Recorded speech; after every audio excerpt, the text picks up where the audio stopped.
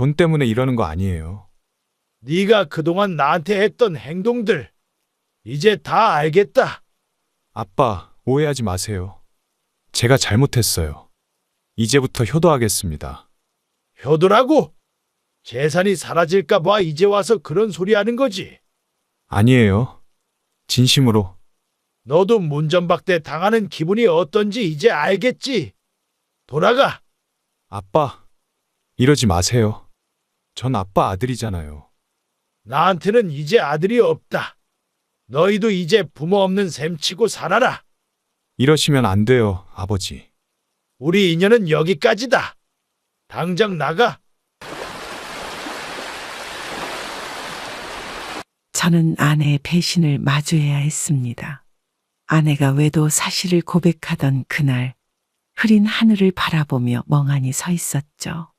두 살배기 아들은 아내의 품에 안겨 울고 있었습니다.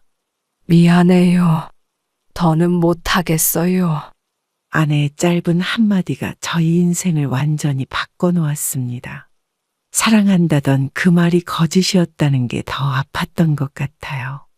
퇴근 후 빈집으로 돌아와 아들의 젖병을 씻으며 흘린 눈물이 어제 일처럼 선명합니다. 창가에 걸린 달력은 이미 한 달이 지나 있었죠. 이혼 서류에 도장을 찍은 지 정확히 한 달이었습니다. 아빠 배고파. 아들의 목소리에 정신이 들었습니다. 냉장고를 열어보니 아이가 먹을 만한 반찬이 없었죠. 급하게 라면을 끓이는데 전화가 왔습니다. 여보세요? 아들 잘 키우고 있어? 혼자서도 잘할 수 있겠어. 통화 버튼을 누르자마자 들려온 아내의 냉소적인 목소리에 가슴이 멎는 듯했습니다. 걱정하지 마. 네가 보내준 양육비로 잘 키울게. 저도 모르게 차가운 말투가 나왔습니다. 전화를 끊고 아들을 바라보니 눈물이 나왔죠. 회사에서는 이혼한 남자라는 소문이 돌았습니다. 동료들의 시선이 따가웠지만 아들을 위해 버텨야 했어요. 점심시간, 회사 근처 공원 벤치에서 도시락을 먹는데 과장님이 다가왔습니다. 김 대리, 힘들면 휴가 좀 써. 괜찮습니다. 일이 있어야 정신을 못 차리죠. 어느 날 퇴근길에 전 아내를 마주쳤습니다. 새로운 남자와 손을 잡고 걸어가는 모습이 보였죠. 그날 밤 아들이 잠든 후 베란다에서 담배를 피웠습니다. 저는 매일 아침 거울을 보며 다짐했어요. 아들에게 좋은 아버지가 되어야 한다고. 하지만 현실은 녹록지 않았습니다. 어린이집 선생님께서 걱정스러운 목소리로 연락을 주셨죠. 아드님이 요즘 많이 우울해하네요. 상담이 필요할 것 같아요. 그 말을 듣고 화장실에서 혼자 울었습니다. 제가 부족한 탓이라는 생각에 자책감이 들었죠. 명절이 다가오자 친정에서 아들을 데려가겠다는 전화가 왔습니다. 애 아빠가 혼자 키우기 힘들잖아. 우리가 좀 봐줄게. 하지만 저는 거절했습니다. 아들은 제가 키워야 했어요. 그것만이 제가 할 수 있는 유일한 도리였습니다. 밤마다 아들의 방에 들어가 자는 모습을 지켜보았습니다. 작은 손을 잡고 있으면 이대로도 충분하다는 생각이 들었죠.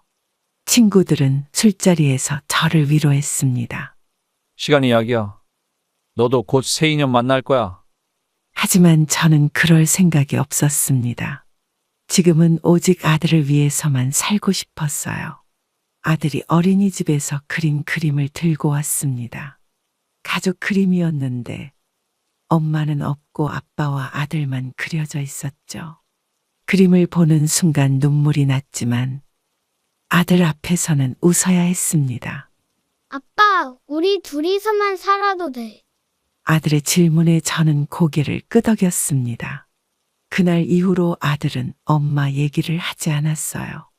매일 밤 소주병을 붙잡고 사는 게 일상이 되었습니다. 아내가 떠난 뒤 6개월, 저는 점점 술의 늪에 빠져들고 있었죠. 아들은 어린이집에서 돌아와도 아빠를 찾지 않았습니다. 김 과장님, 오늘도 술 한잔 하시죠? 미안한데 오늘은 그만 마셔야겠어. 회식 자리를 빠져나와 동네 골목을 걸었습니다. 취기가 올라오는데 갑자기 아들 생각이 났어요. 어린이집 원장 선생님께서 전화를 주셨습니다. 아들이 아침부터 열이 많이 난다고 했죠. 업무 중이라 바로 가볼 수가 없었습니다. 아드님, 열이 40도까지 올라갔어요. 빨리 오셔야 할 것 같은데. 어린이집에 도착했을 때 아들은 보건실에서 잠들어 있었습니다. 창백한 얼굴로 누워있는 모습을 보니 제 자신이 너무 부끄러웠어요. 밤새 아들 곁을 지키며 수건으로 열을 내렸습니다. 술기운이 남아있는 제 손이 부끄러웠죠.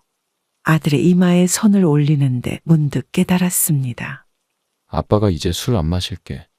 그날 이후로 술을 끊었습니다. 처음에는 쉽지 않았어요.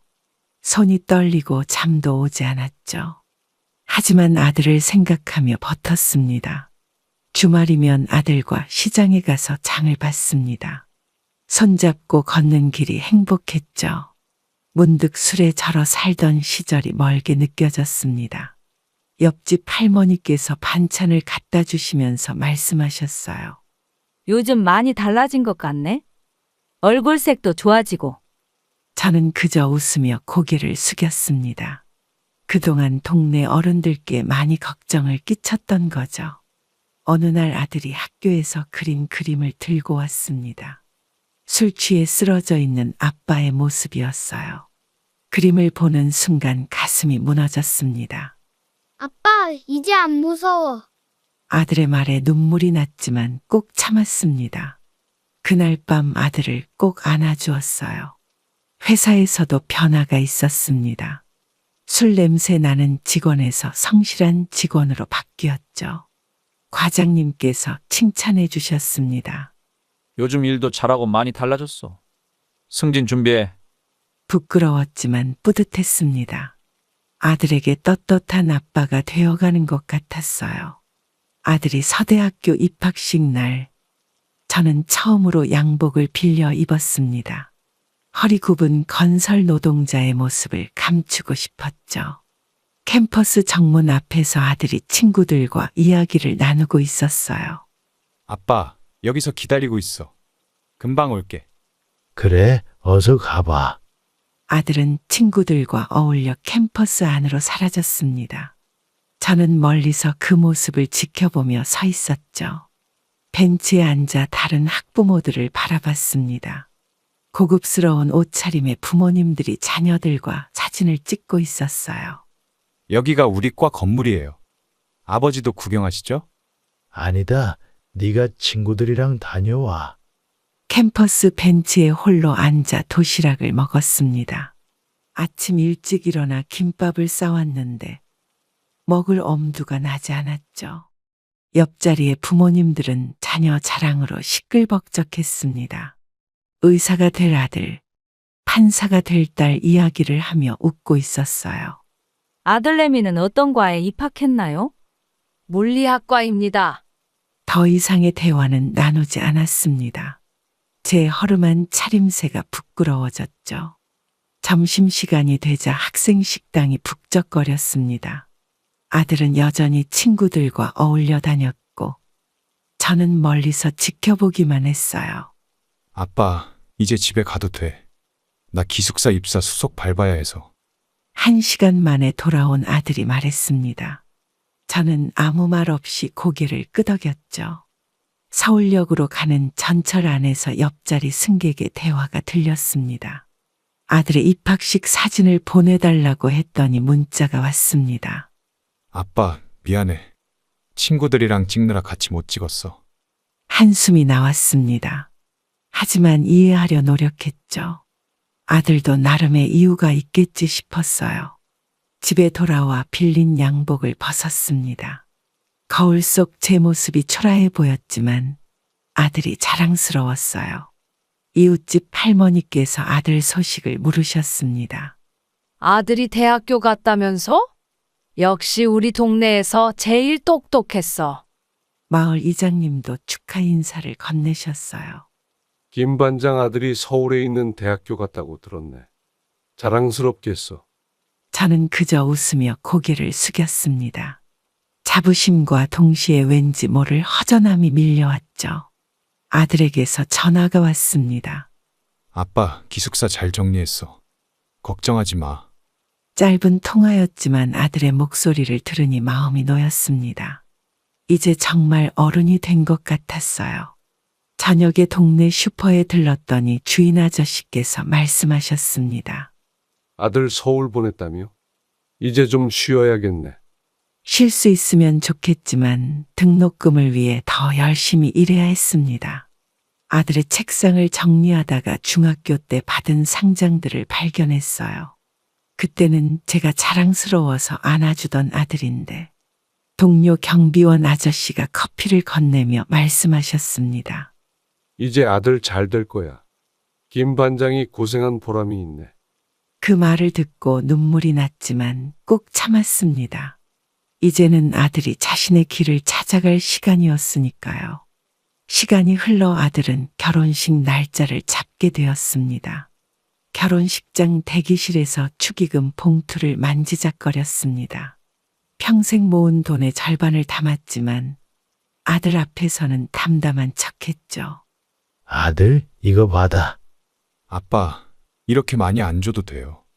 봉투를 건네는 순간 아들의 눈빛에서 차가움이 느껴졌습니다. 축의금을 받는 손짓이 어색했죠. 웨딩홀 로비는 하객들로 북적거렸습니다. 며느리 측 하객들은 모두 고급 승용차를 타고 왔더군요. 줄의 선생님께서 제게 물으셨습니다. 아버님, 아드님 자랑 좀 해주시죠. 별로 할 말이 없습니다. 축사를 부탁받았지만 사양했어요. 며느리 아버님이 대신 하시겠다고 했죠.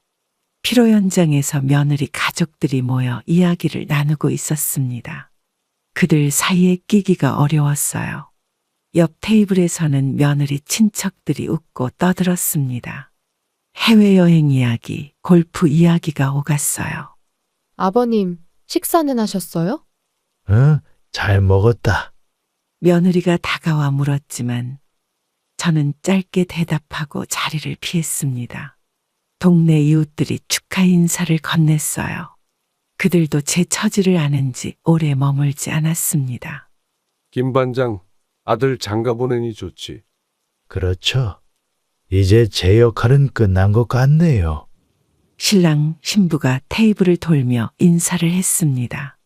제 자리에 왔을 때는 잠깐 눈인사만 하고 지나갔어요.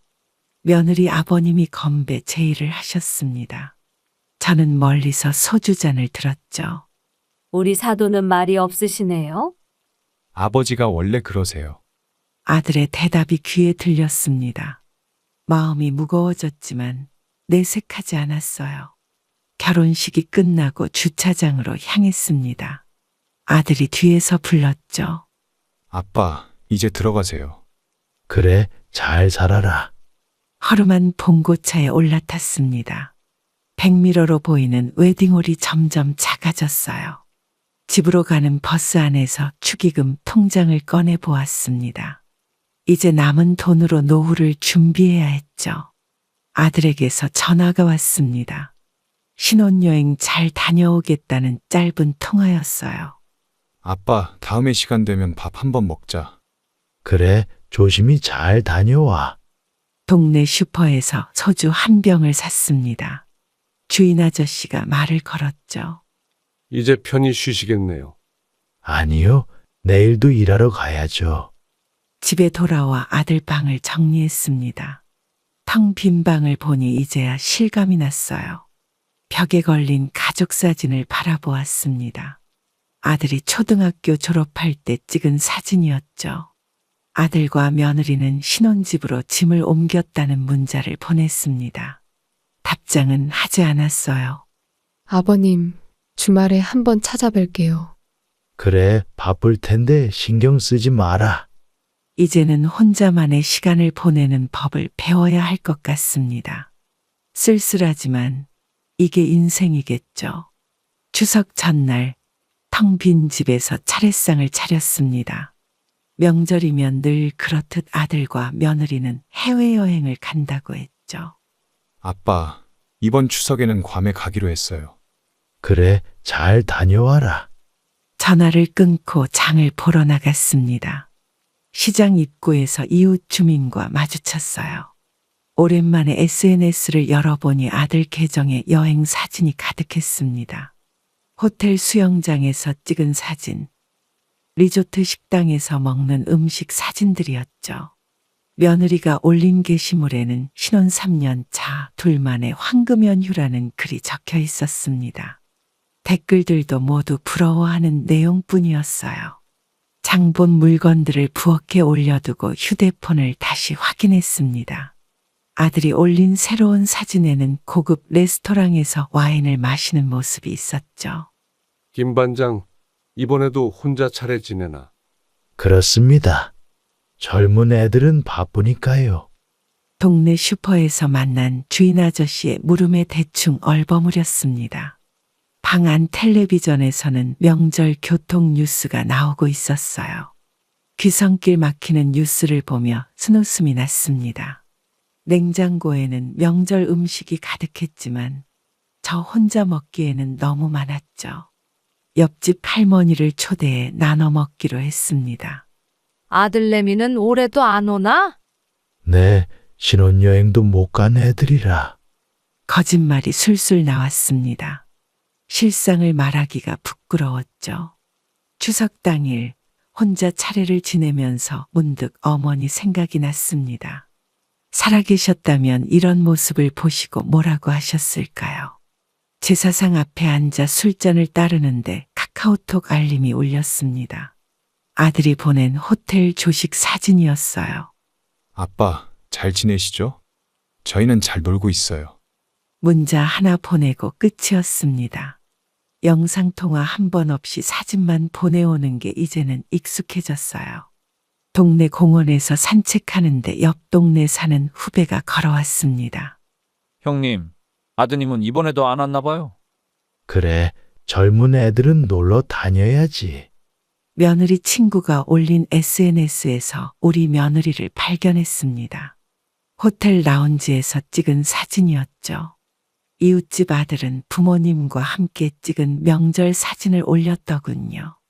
저도 모르게 그 게시물을 오래 들여다봤습니다.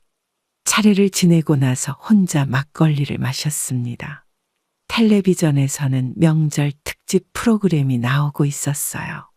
아버님, 저희 내일 저녁에 도착할 것 같아요. 그래, 피곤할 텐데 집에 가서 쉬어. 며느리의 문자에 짧게 답장을 보냈습니다. 어차피 들르지 않을 거라는 걸 알았기 때문이죠. 명절 연휴가 끝나갈 무렵 아들이 보낸 마지막 여행 사진을 봤습니다. 공항 면세점에서 찍은 사진이었어요. 아빠, 선물 사왔어요. 다음에 시간 되면 찾아뵐게요. 이런 말도 이제는 익숙해졌습니다. 다음에라는 말이 언제인지는 묻지 않아요. 아버님, 다음 명절에는 꼭 찾아뵐게요. 그래, 다음에 보자.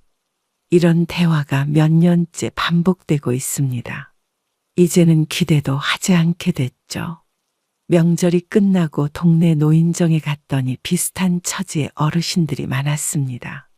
그들의 이야기를 들으며 위안을 얻었어요. 아파트 단지 벤치에서 이웃집 김노인을 만났습니다. 매주 토요일이면 자식들과 산책을 한다며 자랑하시던 분이었죠. 이번 주말에도 애들이랑 등산 가기로 했어. 그러시군요. 좋으시겠어요. 저는 그저 웃으며 고개를 끄덕였습니다. 김노인의 자식 자랑은 이제 익숙해졌어요. 동네 슈퍼에서 우연히 김노인의 아들을 만났습니다. 장바구니 가득 부모님 반찬거리를 사더군요. 아버지는 아드님이랑 자주 보시나 봐요. 그럼요. 며칠 못 보면 허전해서 안 되죠. 주말마다 부모님 집에 온다는 그의 말에 저도 모르게 한숨이 나왔습니다. 저녁 무렵 산책을 나갔다가 김노인 내외를 봤습니다. 자식들과 함께 걸으며 웃고 있었죠. 아버님, 다음에 같이 산책해요. 김노인의 며느리가 저를 보고 인사를 했습니다. 저는 애매한 미소로 답했어요. 집으로 돌아오는 길에 아들에게 전화를 걸었습니다. 받지 않을 거란 걸 알면서도 손가락이 먼저 움직였죠. 지금은 회의 중이에요. 나중에 전화 드릴게요. 문자 한 통이 전부였습니다. 이제는 아들의 목소리도 낯설게 느껴졌어요. 다음 날 아침 김노인네 현관 앞에 반찬통이 놓여 있는 걸 봤습니다. 며느리가 가져다 준 김치와 밑반찬이었죠. 우리 며느리가 손맛이 좋아서. 김노인의 자랑에 귀가 아팠습니다. 하지만 내색할 수는 없었어요. 동네 공원에서 김노인의 손주들이 뛰어노는 모습을 봤습니다. 할아버지 손을 잡고 신나게 웃는 아이들이었죠. 우리 손주들이 할아버지를 제일 좋아해. 그러시겠네요. 부럽습니다. 아들의 결혼식 사진을 다시 꺼내 보았습니다. 3년 전 찍은 사진인데 마치 오래전 일처럼 느껴졌어요. 김노인네 집 창문으로 식사 준비하는 소리가 들렸습니다. 자식들과 함께하는 주말 저녁 식사 준비였죠. 아버님도 저녁 드시러 오세요. 아니에요. 편히 드세요. 초대는 받았지만 거절했습니다. 그들의 행복한 시간에 제가 끼어들 자리는 없어 보였어요. 저녁을 혼자 먹으며 텔레비전을 켰습니다. 가족 예능 프로그램이 나오고 있었죠. 아들이랑 통화는 자주 하시나요? 가끔이요. 바쁘다고 하네요. 김노인의 질문에 얼버무리듯 대답했습니다. 진실을 말하기가 부끄러웠어요. 동네 노인정에서 바둑을 두며 시간을 보냈습니다. 김노인은 오늘도 자식 자랑으로 바둑판을 채웠죠. 이번 주말엔 애들이 제주도 여행 보내준대. 좋으시겠어요. 자식 복이 많으시네요. 휴대폰을 켜보니 아들의 부재 중 전화가 있었습니다. 기대감에 서둘러 전화를 걸었지만 실수로 건 거였다네요. 아빠, 잘못 눌렀어요. 죄송해요. 짧은 통화가 끝났습니다. 그래도 오늘은 아들 목소리를 들을 수 있어서 다행이라고 생각했어요. 밤이 되자 김노인네 집에서 노래 소리가 들렸습니다. 손주들과 함께 노래방을 만들었다고 하더군요. 우리 손주들이 할아버지 생신 축하해 준다고.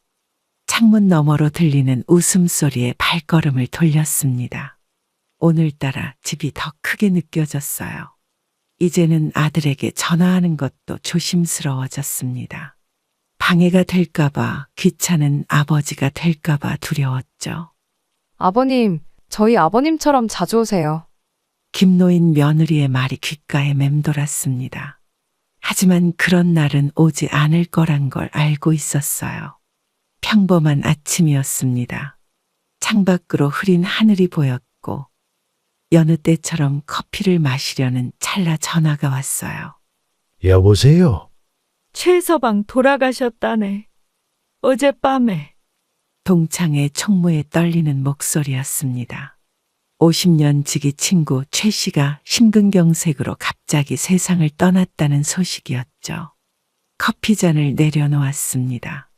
일주일 전만 해도 동창회 모임에서 만났던 친구였어요. 그때는 멀쩡해 보였는데 아니, 그래도 저번 주에 봤을 때는 그러게 말일세. 아들들 잘 키워놨다고 자랑하더니. 총무의 말에 가슴이 먹먹해졌습니다. 최 씨는 평소 자식 자랑이 입에 달고 살았죠.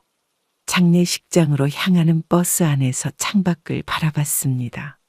비가 추적추적 내리기 시작했어요. 매표소 아주머니가 물으셨습니다. 어르신, 어디 가세요? 서울이요. 티켓을 받아들며 문득 생각했습니다. 나는 언제 저 세상으로 가게 될까? 그때는 누가 찾아와 줄까? 서울역에 도착하자 한기가 느껴졌습니다. 오랜만에 올라온 서울은 낯설기만 했죠. 역사 밖으로 나오니 택시 기사들이 손님을 부르고 있었어요. 어르신, 어디로 모실까요? 용산장 내식장이요. 택시에 올라타자 기사님이 물었습니다. 저는 친구 장례식장에 간다고 짧게 답했죠. 아버님은 서울에 자주 올라오세요. 아니요. 이제는 올 일이 없어졌네요. 차량들 사이로 고층 빌딩들이 보였습니다. 아들이 저 안에서 일하고 있겠지 싶었어요. 장례식장 주차장에는 고급 차들이 즐비했습니다. 최 씨는 평생 자식 자랑이 입에 달고 살더니 마지막까지 체면치레는 했나 봅니다. 몇 호실 찾으세요? 301 호실이요. 안내 데스크 직원의 물음에 대답하며 발걸음을 옮겼습니다. 엘리베이터를 타고 올라가는데 가슴이 무거워졌어요. 장례식장 복도에서 낯익은 얼굴들이 보였습니다. 초등학교 동창들이 하나둘 모여 있었죠. 김서방 왔나? 그래, 마지막 가는 길이라도 배웅해야지. 장례식장 301호실 앞에서 발걸음을 멈췄습니다. 문 너머로 들리는 고성이 장례식장의 무거운 공기를 깨뜨리고 있었어요. 형이 그동안 뭘 했다고 재산을 더 달라는 거야. 내가 아버지 회사 키우느라 얼마나 고생했는데. 최 씨의 두 아들이 서로를 향해 목소리를 높이고 있었습니다. 동창들은 고개를 숙인 채 자리를 피했죠. 이거 보시오. 평소에 효자 행세하더니 그러게 말이야. 아버지 몸도 식기 전에. 영정 앞에는 국화꽃만이 조용히 자리를 지키고 있었어요. 상주석에서는 며느리들끼리 티격태격하는 소리가 들렸습니다. 시아버지의 금반지가 문제였죠. 언니가 먼저 가져갔잖아요. 동서가 무슨 소리를 하는 거예요? 장례식장 구석에서 최 씨의 손주들은 게임에 열중이었습니다. 어른들의 다툼이 그들에겐 남의 일 같았어요. 엄마, 나 배고파. 조금만 기다려. 여기서 먼저 정리하고. 휴게실에서 차를 마시는데 최 씨의 부인이 다가왔습니다. 눈가에 피곤함이 가득했죠. 김서방, 잠깐 이야기 좀 할까요? 네, 말씀하세요. 최 씨의 부인은 자식들 때문에 속상하다며 눈물을 보였습니다. 남편이 평생 모은 재산이 자식들의 싸움으로 변해버렸다고 했어요. 장례식장 박벤치에 앉아 담배를 꺼내 물었습니다. 해가 저물어 가는데 장례식장 안의 다툼은 끝날 기미가 보이지 않았습니다. 최 씨의 큰아들이 변호사와 통화하는 모습이 보였습니다. 아버지의 장례식장에서 상속 문제를 상담하고 있었죠. 아버님 재산이 얼마나 된다고 그래? 네가 뭘 알아. 회사 주식만 해도 어마어마한데 말이야. 형제 간의 다툼은 점점 더 격해졌습니다. 조문객들은 하나둘 자리를 피했어요. 장례식장 직원이 조심스레 다가와 말했습니다. 상주분들께서 조금만 조용히 해주시면 감사하겠습니다. 하지만 그 말은 아무도 듣지 않았어요. 저녁이 되자 최 씨의 친구들이 자리를 정리했습니다. 더는 지켜보기 힘들었나 봅니다. 김서방, 우리도 이만 가세. 그래요. 발걸음이 무겁네요. 장례식장을 나서는데 최 씨의 작은 아들이 통장을 들고 뛰어가는 모습이 보였습니다. 아버지의 통장을 찾으러 갔다고 하더군요. 옆자리 손님과 짧은 대화를 나눴습니다. 최 씨의 마지막 모습이 자꾸 떠올랐어요. 우리 아들은 달라. 혼잣말처럼 중얼거렸지만 확신이 서지 않았습니다. 죽음 앞에서도 재산을 먼저 챙기는 세상이 되어버렸나 봅니다. 장례식장 로비에서는 최 씨의 큰아들이 변호사와 통화하고 있었습니다. 아버지의 회사 지분에 대해 상담하는 모양이었어요. 조문객 중에는 최 씨의 회사 직원들도 있었습니다. 그들은 자식들의 모습을 보며 고개를 절레절레 흔들었죠. 사장님이 이런 걸 보시면 얼마나 속상하실까. 그동안 자식 자랑하시더니. 장례식장 화장실에서 최 씨의 큰 며느리와 작은 며느리가 마주쳤습니다. 서로 모른 척하며 지나가는 모습이 안타까웠어요. 동창의 총무가 저를 불러 세웠습니다. 이런 모습을 더는 지켜볼 수 없다며 자리를 피하자고 했죠. 김서방, 우리 먼저 가세. 그래요. 더는 볼 수가 없네요. 밤늦게 장례식장을 나서는데 최 씨의 동창 한 명이 다가왔습니다. 그는 슬픈 눈으로 말했어요. 요즘 세상이 왜 이렇게 됐나? 그러게요. 돈이 사람보다 중요해진 것 같아요. 서울역에서 막차를 놓쳤다는 안내방송이 흘러나왔습니다. 30분을 더 기다렸지만 기차는 오지 않았죠. 아버님, 다음 기차는 내일 아침입니다. 아, 그렇군요. 감사합니다. 매표소 직원의 말에 저는 휴대폰을 꺼냈습니다. 아들에게 전화를 걸었지만 받지 않았어요. 역 근처 찜질방을 찾아보았습니다. 하지만 문득 아들 집이 생각났죠. 강남에 있는 아파트라고 했던 것 같았어요. 아들은 전화를 받지 않았습니다. 택시를 타고 아들의 아파트 단지에 도착했습니다. 밤 11시가 넘은 시간이었어요. 경비실에서 인터폰으로 아들 집을 불렀습니다. 아들은 전화를 받지 않았죠. 손님, 세대주 허락 없이는 출입이 안 됩니다. 제가 아버지입니다만. 경비원의 말에 가슴이 아팠습니다. 아들에게 다시 전화를 걸었어요. 현관 비밀번호를 누르고 엘리베이터를 탔습니다. 15층이라고 했던 것 같았죠. 복도를 걸으며 아들 집을 찾았습니다. 1502호 앞에서 초인종을 눌렀어요. 누구세요? 아들아, 아빠다. 문이 열렸습니다. 아들과 며느리가 현관에 서 있었어요. 아빠, 이런 시간에 갑자기 오시면 어떡해요? 오늘 친구 장례식에 왔다가 아들의 얼굴에서 당혹감이 읽혔습니다. 며느리는 뒤로 물러서 있었죠. 지금 집 청소도 아직 안 됐어요. 괜찮아. 그냥 하룻밤만 묵을 수 있겠니? 아들은 고개를 저었습니다. 며느리도 난처한 표정을 지었어요. 죄송해요. 오늘은 좀 어려울 것 같아요. 현관문이 닫히는 소리가 들렸습니다. 복도에 혼자 남겨진 저는 한동안 그 자리에 서 있었어요. 엘리베이터를 타고 내려오는데 목이 메었습니다. 어르신, 이제 가시나요? 네, 이제 갑니다. 경비실을 지나치며 짧게 인사를 건넸습니다. 경비원도 뭔가 눈치챈 듯했어요. 밤거리를 걸으며 근처 모텔을 찾았습니다. 네온사인이 깜빡이는 작은 모텔이었죠. 방 하나 주세요.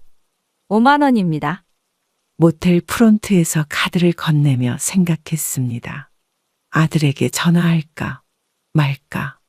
모텔방 침대에 누워 천장을 바라보았습니다.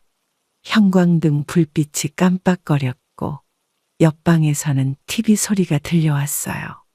여보세요. 방에 수건 좀 더 가져다 주세요. 네, 곧 가져다 드리겠습니다. 프론트에 전화를 걸었습니다. 무언가라도 해야 할 것 같았죠. 창밖으로는 도시의 밤거리가 보였습니다. 아들의 아파트 불빛도 저 어딘가에 있겠죠. 휴대폰을 열어보니 아들이 보낸 문자가 있었습니다. 아빠, 다음에는 꼭 미리 연락 주세요. 오늘은 정말 곤란했어요. 문자를 읽고 또 읽었습니다. 답장을 쓰다가 지우기를 반복했어요. 침대 옆 탁자에는 오늘 최 씨 장례식장에서 받은 봉투가 놓여 있었습니다. 부고와 함께 장례식장에서 사용한 명패도 들어 있었죠. 정말 우리 아들도 저렇게 변할까? 저도 모르게 중얼거렸습니다. 최 씨의 아들들이 다투던 모습이 자꾸 떠올랐어요. 깜빡 잠이 들었다가 한밤중에 깼습니다. 낯선 방의 정막이 무거웠어요. 모텔 프론트에서 라면을 사왔습니다. 밤이 되니 배가 고파졌죠. 어르신, 물 끓이시려면 저희가 포트 빌려드릴게요. 아니에요. 편의점에서 사왔습니다. 휴대폰을 다시 열어보았습니다. 아들의 문자는 여전히 그대로였어요. 창가에 앉아 라면을 먹으며 생각했습니다. 아들이 어릴 때는 이런 일이 없었는데 새벽 2시 옆방에서 들리던 TV 소리도 잦아들었습니다. 이제는 도시의 불빛만이 저를 지켜보고 있었죠. 죄송합니다만 체크아웃이 몇 시인가요? 내일 11시까지입니다. 다시 프론트에 전화를 걸었습니다. 잠은 오지 않았지만 시간은 가야 했으니까요. 침대 위에서 뒤척이다 지갑을 열어보았습니다. 아들의 결혼식 날 찍은 사진이 들어 있었어요. 창밖에서 구급차 사이렌 소리가 들렸습니다. 누군가의 긴급한 밤이겠죠. 옆 건물 간판에 네온 사인이 깜빡일 때마다 방 안이 붉게 물들었습니다. 그 빛이 어쩐지 낯설었어요. 아침이 되자 짐을 챙겼습니다.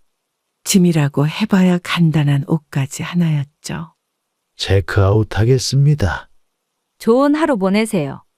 프론트를 나서며 마지막으로 주변을 둘러보았습니다. 아들의 집이 있는 방향이었어요.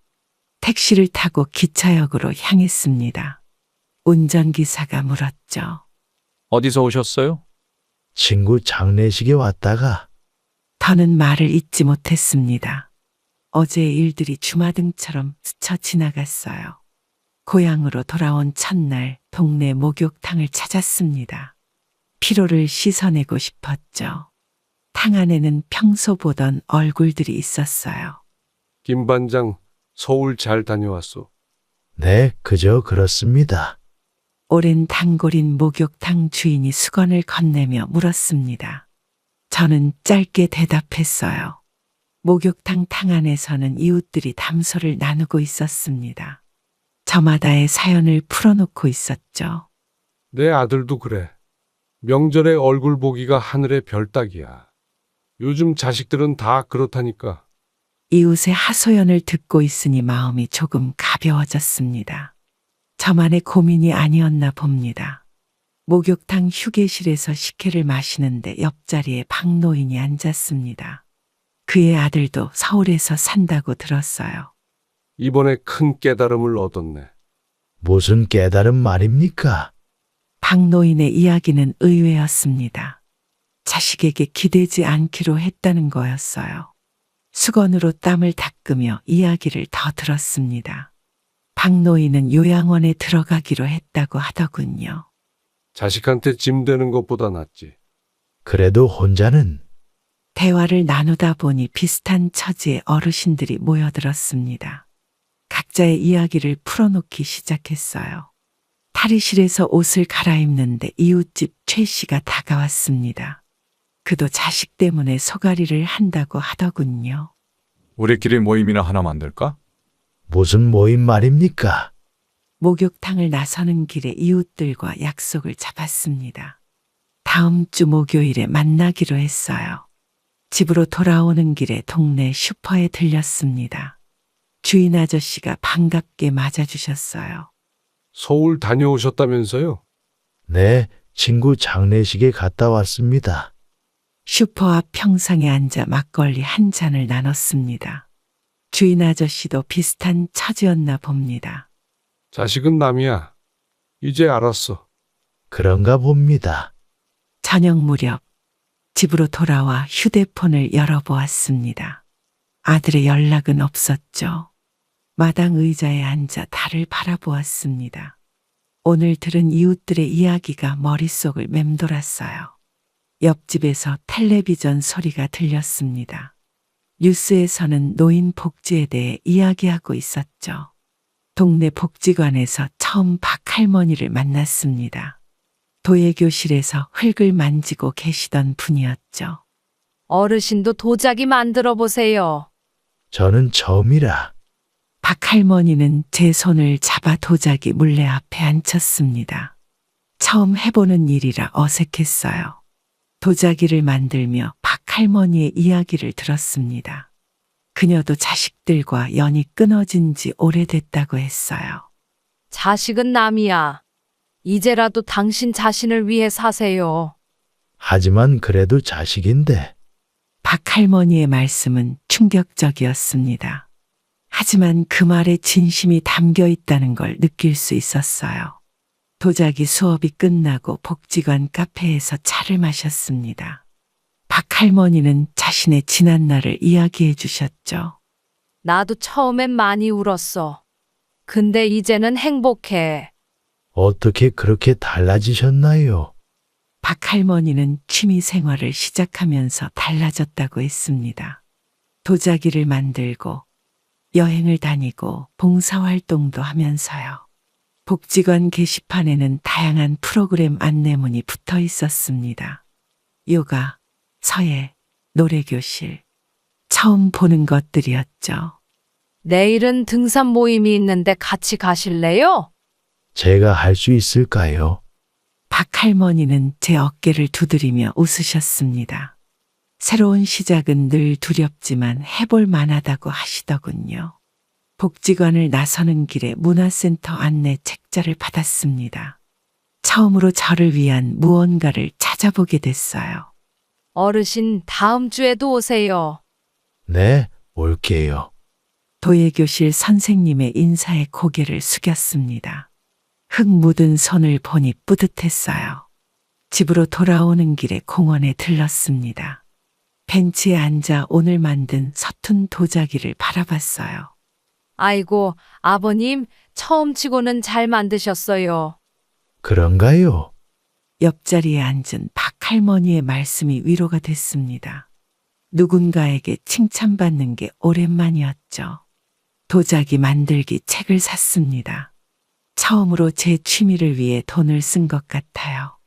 내일은 산책 모임도 있어요. 오실 거죠? 네, 한번 해볼게요. 박할머니는 저에게 새로운 세상을 보여주셨습니다. 자식만이 전부가 아닌 저를 위한 삶이 있다는 걸요. 마당에 앉아 달을 보며 생각했습니다.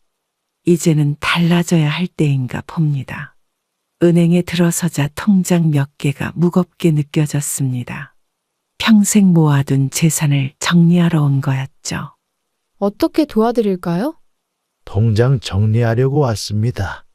창구 직원이 통장을 확인하더니 놀란 눈치였습니다. 오래된 통장마다 꾸준히 모아둔 돈이 있었어요. 은행 상담실에서 차를 마시며 이야기를 나눴습니다. 직원은 재테크 상품을 권했지만 저는 다른 계획이 있었죠. 요양원 비용이랑 여행 자금으로 나누고 싶습니다. 아드님과 상의하신 건가요? 직원의 질문에 고개를 저었습니다. 이제는 제 삶을 위한 결정을 하고 싶었어요. 부동산 중개소에도 들렸습니다. 집을 내놓으려고요. 세입자 구하시나요? 매매로 내놓으려고요. 중개인은 제 집이 꽤 좋은 위치에 있다고 했습니다. 시세보다 조금 높게 내놓아도 될 것 같다네요. 동네 노인정에서 만난 친구들과 이야기를 나눴습니다. 요양원에 대한 정보를 얻고 싶었어요. 강원도에 좋은 데가 있다던데. 제주도는 어때? 공기도 좋고. 친구들의 조언을 들으며 메모를 했습니다.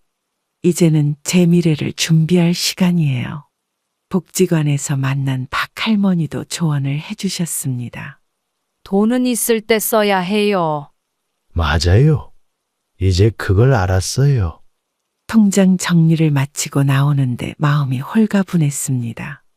평생 자식을 위해 모아둔 돈이었는데 이제는 저를 위해 쓸 수 있다는 게 신기했어요. 여행사에 들러 팸플릿을 몇 장 받았습니다. 유럽 배낭여행이라는 글자가 눈에 띄었죠.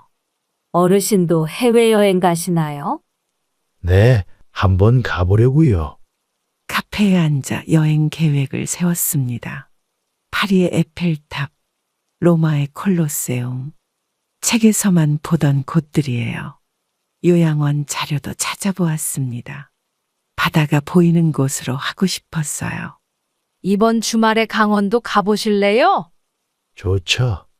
한번 가봐야죠. 박할머니와 함께 요양원 답사를 가기로 했습니다. 두근거리는 마음을 감출 수 없었어요.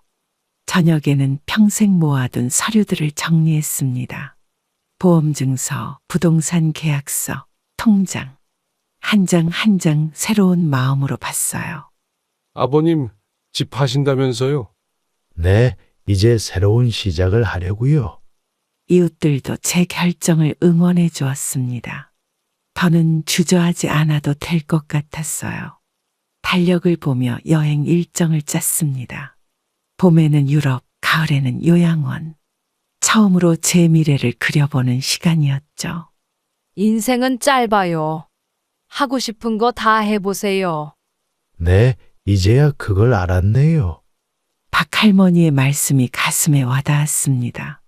이제는 정말 새로운 시작을 할 때가 된 것 같아요. 우연히 찾아간 도자기 동호회에서 처음으로 흙을 만졌습니다. 투박한 손으로 물레를 돌리는 게 어색했죠. 천천히 하세요. 흙이 말하는 대로 따라가면 돼요. 이렇게 하는 게 맞나요? 강사님이 제 손을 잡아 이끌어 주셨습니다. 처음 만든 도자기는 찌그러진 모양이었어요. 동호회 회원들은 대부분 저와 비슷한 처지였습니다. 자식들과 떨어져 사는 분들이 많았죠. 여기 오면 시간 가는 줄 모르겠어. 그러게 말이에요. 이렇게 재미있는 걸 왜 진작 안 했나 싶어요. 물레를 돌리다 보니 어느새 점심시간이 됐습니다. 회원들과 함께 도시락을 먹으며 이야기를 나눴어요. 처음으로 완성한 도자기는 작은 찻잔이었습니다. 모양은 완벽하지 않았지만 제 손으로 만든 거라 특별했죠. 이번 주말에 가마에 구워볼까요? 벌써요? 아직 서툰데. 강사님은 웃으시며 괜찮다고 하셨습니다. 실패해도 그게 또 하나의 작품이 된다고요. 가마에서 구워진 찻잔을 받아들었습니다. 푸른빛 유약이 입혀진 도자기가 햇빛에 반짝였어요. 와, 첫 작품치고는 잘 만드셨네요.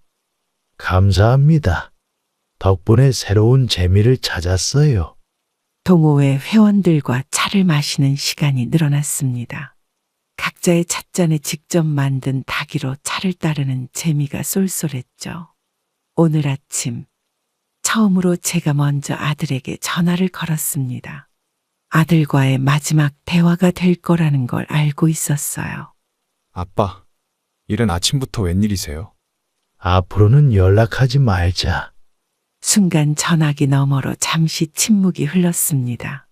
아들도 예상하지 못했던 말이었겠죠. 마음을 다잡고 준비했던 말들을 꺼냈습니다. 이제는 서로 다른 길을 가야 한다고, 재산도 물려주지 않을 거라고 말했어요. 지난밤 잠을 이루지 못하고 수십 번을 생각한 끝에 내린 결정이었습니다. 최 씨의 장례식장에서 본 광경이 결심을 더 굳게 만들었어요. 통장 정리도 마쳤고 양로원 입소 수속도 끝냈습니다. 이제 돌이킬 수 없는 강을 건너고 있었죠. 아빠, 갑자기 무슨 말씀이세요? 다시 한번 생각해 보세요. 더는 생각할 게 없다. 네 인생은 네가 살아라. 아들의 목소리가 흔들렸지만 제 마음은 이미 정해져 있었습니다. 40년을 키운 자식이지만 이제는 남처럼 살아야 할 때가 왔어요. 재산 문제를 꺼내자 아들의 말투가 급격히 변했습니다. 평소의 냉담함은 사라지고 다급함이 묻어났죠. 은행에서 정리한 통장들이 책상 위에 놓여 있었습니다. 이제 이것들은 저만의 새로운 삶을 위한 밑거름이 될 거예요. 마지막 인사를 건네려는데 아들이 말을 끊고 들어왔습니다. 자식된 도리를 하겠다며 한 번만 더 기회를 달라고 했죠. 하지만 이미 늦었습니다. 친구의 장례식장에서 본 모습들이 자꾸 떠올랐어요. 자식들의 위선적인 모습, 재산을 두고 다투는 추한 모습들. 전화를 끊기 전 마지막으로 한마디를 더 했습니다. 이제는 저도 제 삶을 살겠다고요. 이제 끊는다. 잘 살아라. 아빠, 잠깐만요. 제 말 좀. 통화 버튼을 눌렀습니다. 이제 정말 끝이구나 싶었어요. 휴대폰을 서랍 속에 넣었습니다. 번호를 바꾸고 새로운 시작을 하기로 했어요. 이상하게도 마음이 편안해졌어요. 짐을 챙기며 방 안을 둘러보았습니다. 이제 이곳에서의 기억도 모두 접어두어야 할 때가 됐네요. 아들과의 마지막 통화를 마치고 나니 어깨에 얹혀있던 무게가 사라진 것 같았습니다. 이제야 진정한 자유를 찾은 기분이었어요. 저녁 무렵 갑자기 초인종이 울렸습니다. 이 시간에 찾아올 사람이 없는데 이상하다 싶었죠. 아빠, 저희예요. 문 좀 열어주세요. 잠깐만 이야기하면 돼요. 현관문 너머로 아들과 며느리의 목소리가 들렸습니다. 전화를 끊고 몇 시간 만에 방문이었어요. 창문으로 밖을 내다보니 고급 승용차 한 대가 주차되어 있었습니다. 서울에서 급하게 내려온 모양이에요. 문을 열자 아들과 며느리가 서 있었습니다. 평소와는 다른 공손한 표정을 짓고 있었죠. 아버님, 저희가 잘못했어요. 아빠, 우리 다시 한 번만 기회를 주세요. 현관문 앞에서 저는 말없이 그들을 바라보았습니다. 목소리는 낮췄지만 눈빛은 재산에 대한 걱정으로 가득했어요. 며느리의 손에는 고급 과일 바구니가 들려 있었습니다. 지난 3년간 명절에도 오지 않던 그들이었는데 이제야 찾아온 이유가 뻔했죠. 아들은 자꾸 발걸음을 안으로 옮기려 했습니다. 하지만 저는 문을 더 열어주지 않았어요. 서울 집에서 제가 그랬던 것처럼 현관문 앞에 그대로 서 있게 했습니다. 그때 제 마음을 이제는 그들도 알게 될 거예요. 아들은 계속해서 말을 이었습니다. 효도하겠다. 잘못했다. 하지만 그의 목소리에는 진심이 느껴지지 않았어요. 며느리는 안절부절 못하는 모습이었습니다. 과일 바구니를 들고 있는 손이 떨리는 게 보였죠. 옆집에서 나오던 이웃이 이 광경을 보고 슬그머니 들어갔습니다. 창피한 상황이 된 걸 아들도 알았는지 목소리를 낮췄어요. 아빠, 우리 얘기 좀. 더 할 말 없다. 돌아가. 현관문을 닫으려는데 아들이 발을 걸었습니다. 그때 며느리가 놓친 과일 바구니가 바닥에 떨어졌어요. 굴러다니는 사과를 보며 생각했습니다. 그들에게 저는 그저 재산을 지켜주는 관리인 같은 존재였겠죠. 마지막으로 한마디를 남겼습니다. 이제는 부모 자식의 연이 끊어졌다고요. 현관문을 닫고 거실로 돌아왔습니다. 밖에서는 아직도 그들의 발걸음 소리가 들렸어요. 아침 일찍 동네 둘레길로 나왔습니다. 김 반장님도 산책하러 오셨어요? 네, 날도 좋은데 걸어볼까 해서요. 동네 약국 원장님과 마주쳤습니다. 매일 아침 이 시간에 산책하신다고 들었어요. 둘레길은 생각보다 한적했습니다. 몇몇 주민들만 보이고 새소리와 바람 소리가 귓가를 스쳤죠. 어제의 일은 이제 잊기로 했습니다. 아들과 며느리가 찾아왔다 돌아간 것도 이제는 지나간 일이에요. 약국 원장님께서 맥박을 재보시더니 아직 건강하다고 하셨습니다. 요양원은 좀 이른 것 같다는 말씀도 해주셨어요. 등산로 입구에서 동네 노인 회장님을 만났습니다. 매일 이 시간에 산에 오르신다고 하더군요. 우리 동네 둘레길이 최고야. 공기도 좋고. 그러게요. 이제야 이런 여유를 느끼네요. 산책로를 따라 걸으며 동네 풍경을 눈에 담았습니다. 40년을 살았는데도 이렇게 걸어본 적은 처음이었어요. 동네 텃밭에서는 할머니들이 모여 상추를 수확하고 계셨습니다. 저도 한 구석을 빌려 농사를 지어볼까 생각했어요. 몸이 건강할 때까지는 이곳에서 지내기로 했습니다. 요양원은 나중에 가도 늦지 않을 것 같았어요. 둘레길 중간에 있는 정자에 앉아 잠시 쉬었습니다. 동네가 한눈에 내려다 보였죠. 김 반장, 우리 매일 아침 여기서 만나요. 그래요. 좋은 생각이네요. 약국 원장님의 제안에 흔쾌히 동의했습니다. 이웃들과 함께하는 시간이 좋았어요. 길가에 핀 들꽃을 보며 도자기 문양으로 써먹어 볼까 생각했습니다. 둘레길을 한 바퀴 돌고 나니 몸이 가벼워졌습니다. 마음의 무게도 조금은 덜어낸 것 같았죠. 이번엔 뭘 만들어 볼까요? 꽃병을 한번 만들어 보고 싶네요. 오늘부터 새로운 일상이 시작됐습니다. 아들 걱정은 접어두고 저를 위한 시간을 보내기로 했어요. 둘레길에서 만난 이웃들과 약속도 잡았습니다. 내일은 함께 텃밭도 구경하기로 했죠. 저녁이 되어 창밖을 보니 둘레길이 보였습니다. 내일은 어떤 이웃들을 만나게 될지 기대가 됐어요. 저는 이제야 깨달았습니다. 자식을 위해 산다는 게 결국 저 자신을 잃어버리는 일이었다는 걸요. 평생 자식만 바라보며 살았던 시간들이 떠올랐습니다. 그 시간 동안 저는 제 자신의 행복은 잊고 살았던 거예요. 도자기를 만들고 둘레길을 걷고 이웃들과 이야기를 나누는 지금이 오히려 더 행복합니다. 이런 날들이 있을 줄 몰랐어요. 자식에게 매달리지 않아도 혼자서도 충분히 행복할 수 있다는 걸 알게 됐습니다. 이제야 진짜 제 삶을 살게 된 것 같네요.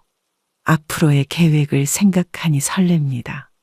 유럽 여행도 가고 싶고 도자기 전시회도 열어보고 싶어졌어요. 나이 들어 혼자가 된다는 게 처음에는 두려웠습니다. 하지만 이제는 알겠어요. 혼자여도 괜찮다는 걸. 누군가의 아버지이기 이전에 한 사람으로 살아가는 법을 배웠습니다. 늦었지만 이제라도 알게 된 게 다행이에요. 요양원은 몸이 불편해질 때 가기로 했습니다. 그때까지는 이곳에서 이웃들과 좋은 추억을 만들어 가려고 해요.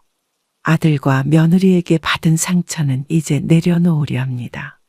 그들의 몫은 그들이 살아갈 테니까요. 혼자라서 외롭다고 생각했는데 주위를 둘러보니 좋은 이웃들이 많았습니다. 이제는 그들과 함께하는 시간이 기다려져요. 인생의 마지막 장을 쓰는 지금, 저는 처음으로 제 이야기를 쓰고 있습니다. 이제야 진정한 나로 살아가는 법을 배웠네요. 그럼 오늘도 행복한 하루 되시길 바랍니다. 감사합니다. 어머니, 아버님 재산은 제가 관리하겠습니다. 현수야, 아직은. 이건 빨리 결정해야 합니다. 제가 장남이에요. 형, 지금이 그럴 때야? 넌 빠져. 네가 무슨 상관인데? 형수님이랑 짜고 이런 끔찍한 짓을 저질렀다는 거 다 알아. 입 조심해. 동생이라고 봐주는 것도 한계가 있어. 형이 세웠던 계획들 다 들통났어. 뭐라고? 증거 있어요. 형수님이랑 주고받은 문자 다 봤다고요. 어머님, 이러시면 안 됩니다. 저희가 잘 모실게요. 며느라, 너희들 계획이 다 있었던 거니? 어머님, 저희는 그저 형, 이제 그만 인정해요. 어머니 앞에서 이게 뭐 하는 짓이에요? 닥쳐. 내가 장남이야. 내 마음대로 할 수 있어. 아직도 입이 살았나 보구나. 너랑 며느리가 한 짓들 모두 후회하게 만들어주마.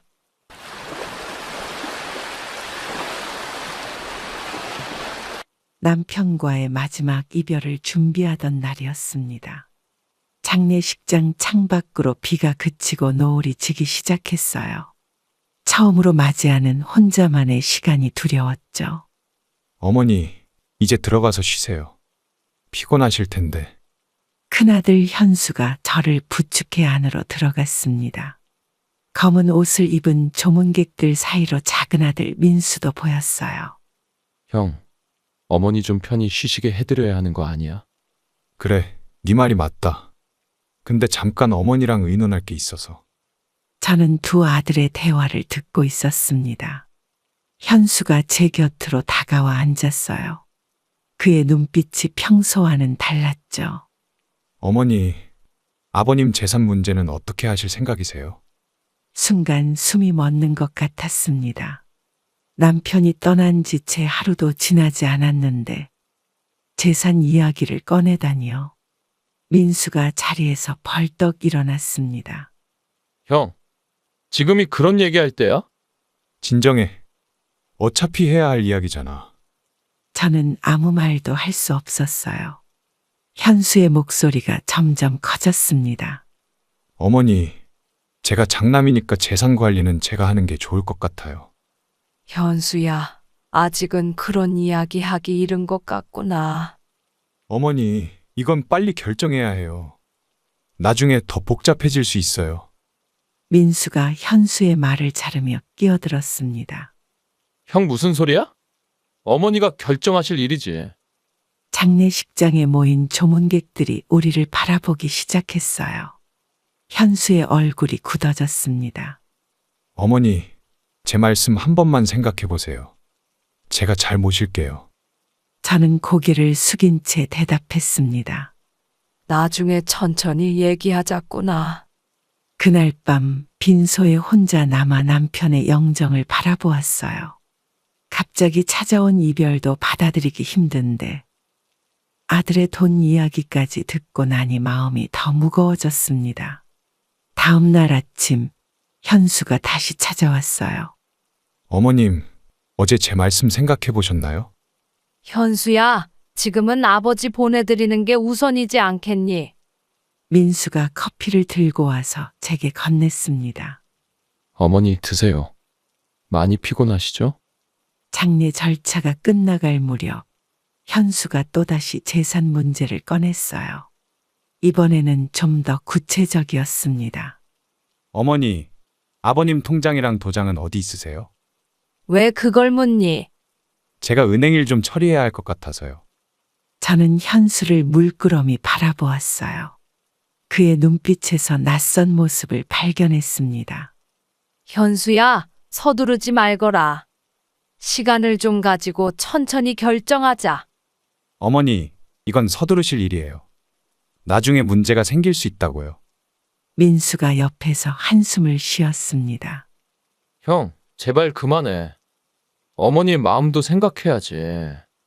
날이 저물어갈 때쯤 조문객들이 하나둘 떠나갔어요. 창밖으로 다시 비가 내리기 시작했습니다. 현수는 끝까지 재산 문제를 놓지 않았어요. 어머니, 내일은 꼭 은행에 가셔야 해요. 저는 그제서야 현수의 진짜 모습을 보게 된 것 같았습니다. 남편이 떠난 자리에서 아들의 낯선 모습을 마주하게 될 줄은 몰랐어요. 장례를 마치고 돌아온 다음 날이었습니다. 현수와 민수가 아버지의 서재에서 유산 관련 서류를 찾겠다고 들어왔어요. 아직 남편의 흔적이 그대로 남아있는 공간이었죠. 어머니, 아버님이 보험 서류나 통장 같은 걸 여기 보관하셨다고 하셨잖아요? 그래, 서랍 어딘가에 있을 거다. 민수가 책상 앞에 앉아있던 현수를 물끄러미 바라보았습니다. 형, 뭘 그렇게 급하게 찾아? 당연히 찾아야지. 상속세 신고 기한도 있고. 저는 남편의 책상을 정리하면서 말했어요. 얘들아, 서두르지 말고 천천히 찾아보자. 현수가 서류 뭉치를 꺼내들었습니다. 그 순간 벽에 걸려있던 가족 사진이 떨어져 액자가 깨졌어요. 아니, 이게 어떻게? 민수가 재빨리 액자를 주었습니다. 사진 한 귀퉁이가 찢어져 있었어요. 형, 조심 좀 하지. 아버님이 제일 아끼시던 사진인데. 내가 일부러 그런 것도 아니고.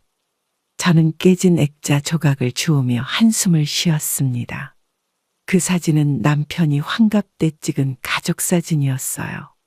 이거 봐, 보험금이랑 예금 통장이 여기 있네.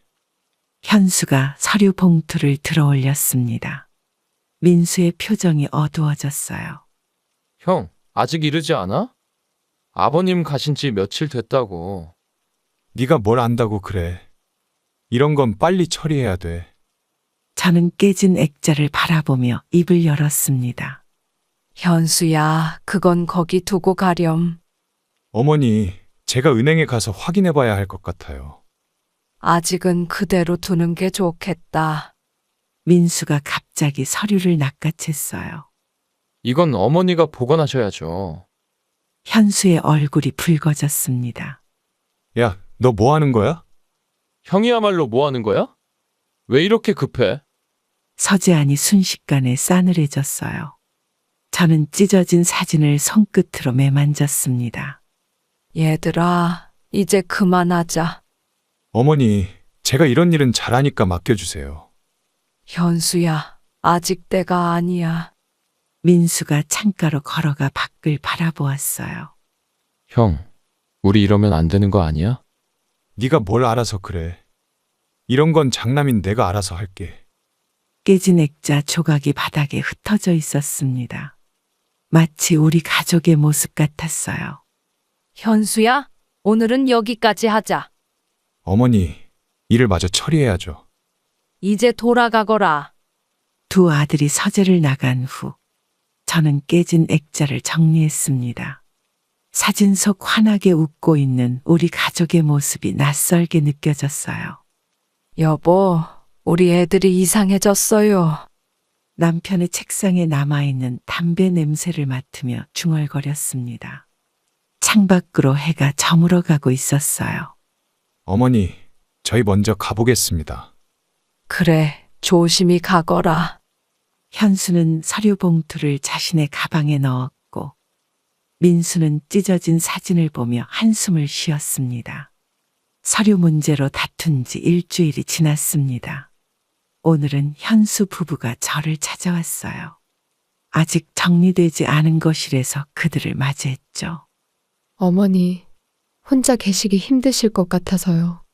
저희 집으로 모시고 싶습니다. 그래, 고맙구나. 며느리는 곁눈질로 저를 보며 입꼬리만 살짝 올렸습니다.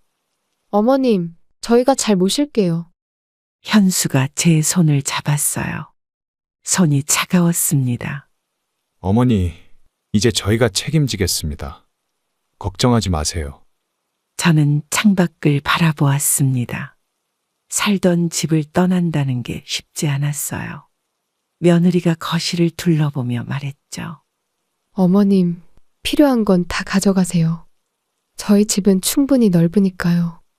그때 민수가 예고 없이 들어왔습니다. 현관문이 열리는 소리에 모두가 고개를 돌렸어요. 어머니, 무슨 일 있으세요? 민수야, 형수랑 형이 왔다. 민수의 얼굴이 굳어졌습니다. 며느리는 자리에서 일어나 주방으로 향했어요. 차라도 한 잔 드릴게요. 형, 갑자기 어머니를 모시겠다는 게 무슨 소리야? 현수가 팔짱을 끼며 대답했습니다. 당연한 거 아니야? 어머니 혼자 계시는 게 걱정되잖아. 민수가 제 옆으로 다가와 앉았어요. 어머니, 여기가 편하시잖아요. 굳이 이사하실 필요 없어요. 며느리가 차를 들고 나왔습니다. 쟁반 위에 찻잔이 미세하게 흔들렸어요. 민수 씨도 한 잔 하세요. 됐어요. 현수가 자리에서 일어나 서성거렸습니다. 어머니, 이번 주말에 이사하시는 게 어떠세요?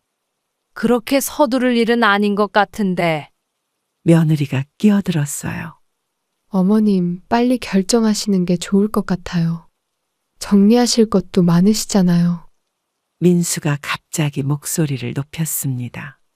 형수님, 왜 자꾸 서두르세요? 어머니의 마음도 모르시면서. 거실에 침묵이 내려앉았어요. 며느리의 표정이 순간 일그러졌다가 금세 미소로 바뀌었습니다. 민수 씨, 저희가 걱정돼서 그러는 건데. 걱정이요? 뭐가 그렇게 걱정되시는데요? 현수가 동생의 어깨를 잡았습니다. 야, 너 왜 이래? 형수한테 무슨 말버릇이야? 저는 차를 마시며 조용히 지켜보았어요. 며느리의 미소 뒤에 숨겨진 차가움이 느껴졌습니다. 어머님, 생각해 보시고 말씀해 주세요. 저희는 언제든 모실 준비가 되어 있어요. 알았다, 며느라. 현수 부부가 돌아간 후 민수가 남았습니다. 그는 한참을 말없이 앉아 있다가 입을 열었어요. 어머니, 형수님 표정 보셨어요? 무슨 뜻이니? 진심이 아닌 것 같아요. 뭔가 다른 계획이 있는 것 같은데. 저는 민수의 말을 곱씹어 보았습니다. 며느리의 미소가 떠올랐어요.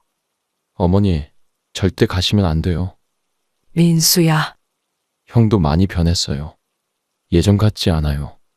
창밖으로 해가 저물어 갔습니다. 저녁 무렵에 햇살이 거실을 붉게 물들였어요. 어머니, 제가 자주 올게요. 혼자 계시는 거 걱정 마세요. 그래. 민수가 떠난 후 저는 오래도록 창밖을 바라보았습니다. 며느리의 차가운 미소가 자꾸 떠올랐어요. 이사를 결정한 날이었습니다. 40년 동안 살았던 집을 정리하면서 구석구석을 닦고 있었어요.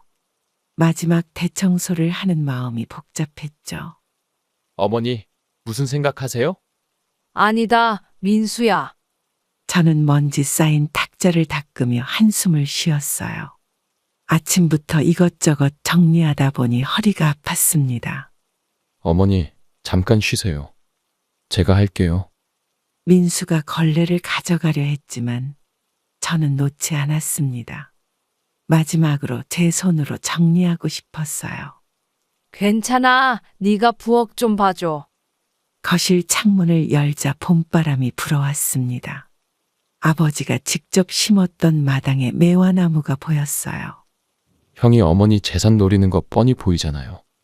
민수야, 그런 말 하지 마라. 현관문 소리가 들렸습니다. 현수와 며느리가 들어왔어요. 어머님, 짐은 다 정리하셨나요? 아직 조금 남았다. 며느리가 거실을 둘러보더니 인상을 찌푸렸습니다. 어머님, 이 가구들은 다 버리시는 게 좋을 것 같아요. 저희 집에는 새 가구가 있으니까요. 이건 다 아버지가 아끼던 거라. 현수가 말을 끊었습니다. 어머니, 이제 새 출발하시는 거예요. 옛날 물건에 연연하지 마세요. 민수가 부엌에서 나왔어요. 형수를 보자 표정이 굳어졌습니다. 이게 다 어머니 물건이에요. 어머니가 결정하실 일이죠. 며느리가 미소를 지었지만 눈빛은 차가웠습니다. 민수 씨, 저희가 어머님 편하시라고 하는 말인데요. 저는 걸레를 들고 방으로 향했습니다. 방문을 열자 아버지의 옷장이 보였어요. 어머니, 이것도 정리하셔야 해요. 내가 알아서 할게. 민수가 제 뒤를 따라왔습니다. 어머니, 정말 가실 거예요? 창밖에서 새소리가 들렸어요. 아버지는 이 방에서 매일 아침 새소리를 들으며 하루를 시작했습니다. 민수야, 이제 그만 가보렴. 어머니, 해가 저물어 갔습니다. 가족 사진이 걸린 벽을 바라보며 오래도록 생각에 잠겼어요. 어머님, 내일 이사차가 오기로 했어요. 그래. 며느리가 현관에서 신발을 신으며 말했습니다. 짐은 최소한만 가져가세요. 새로 사드릴 테니까요. 저는 대답하지 않았어요. 밤이 되자 집안이 조용해졌습니다. 40년의 시간이 이렇게 끝나는구나 싶었어요. 현수의 집으로 이사한 첫날이었습니다.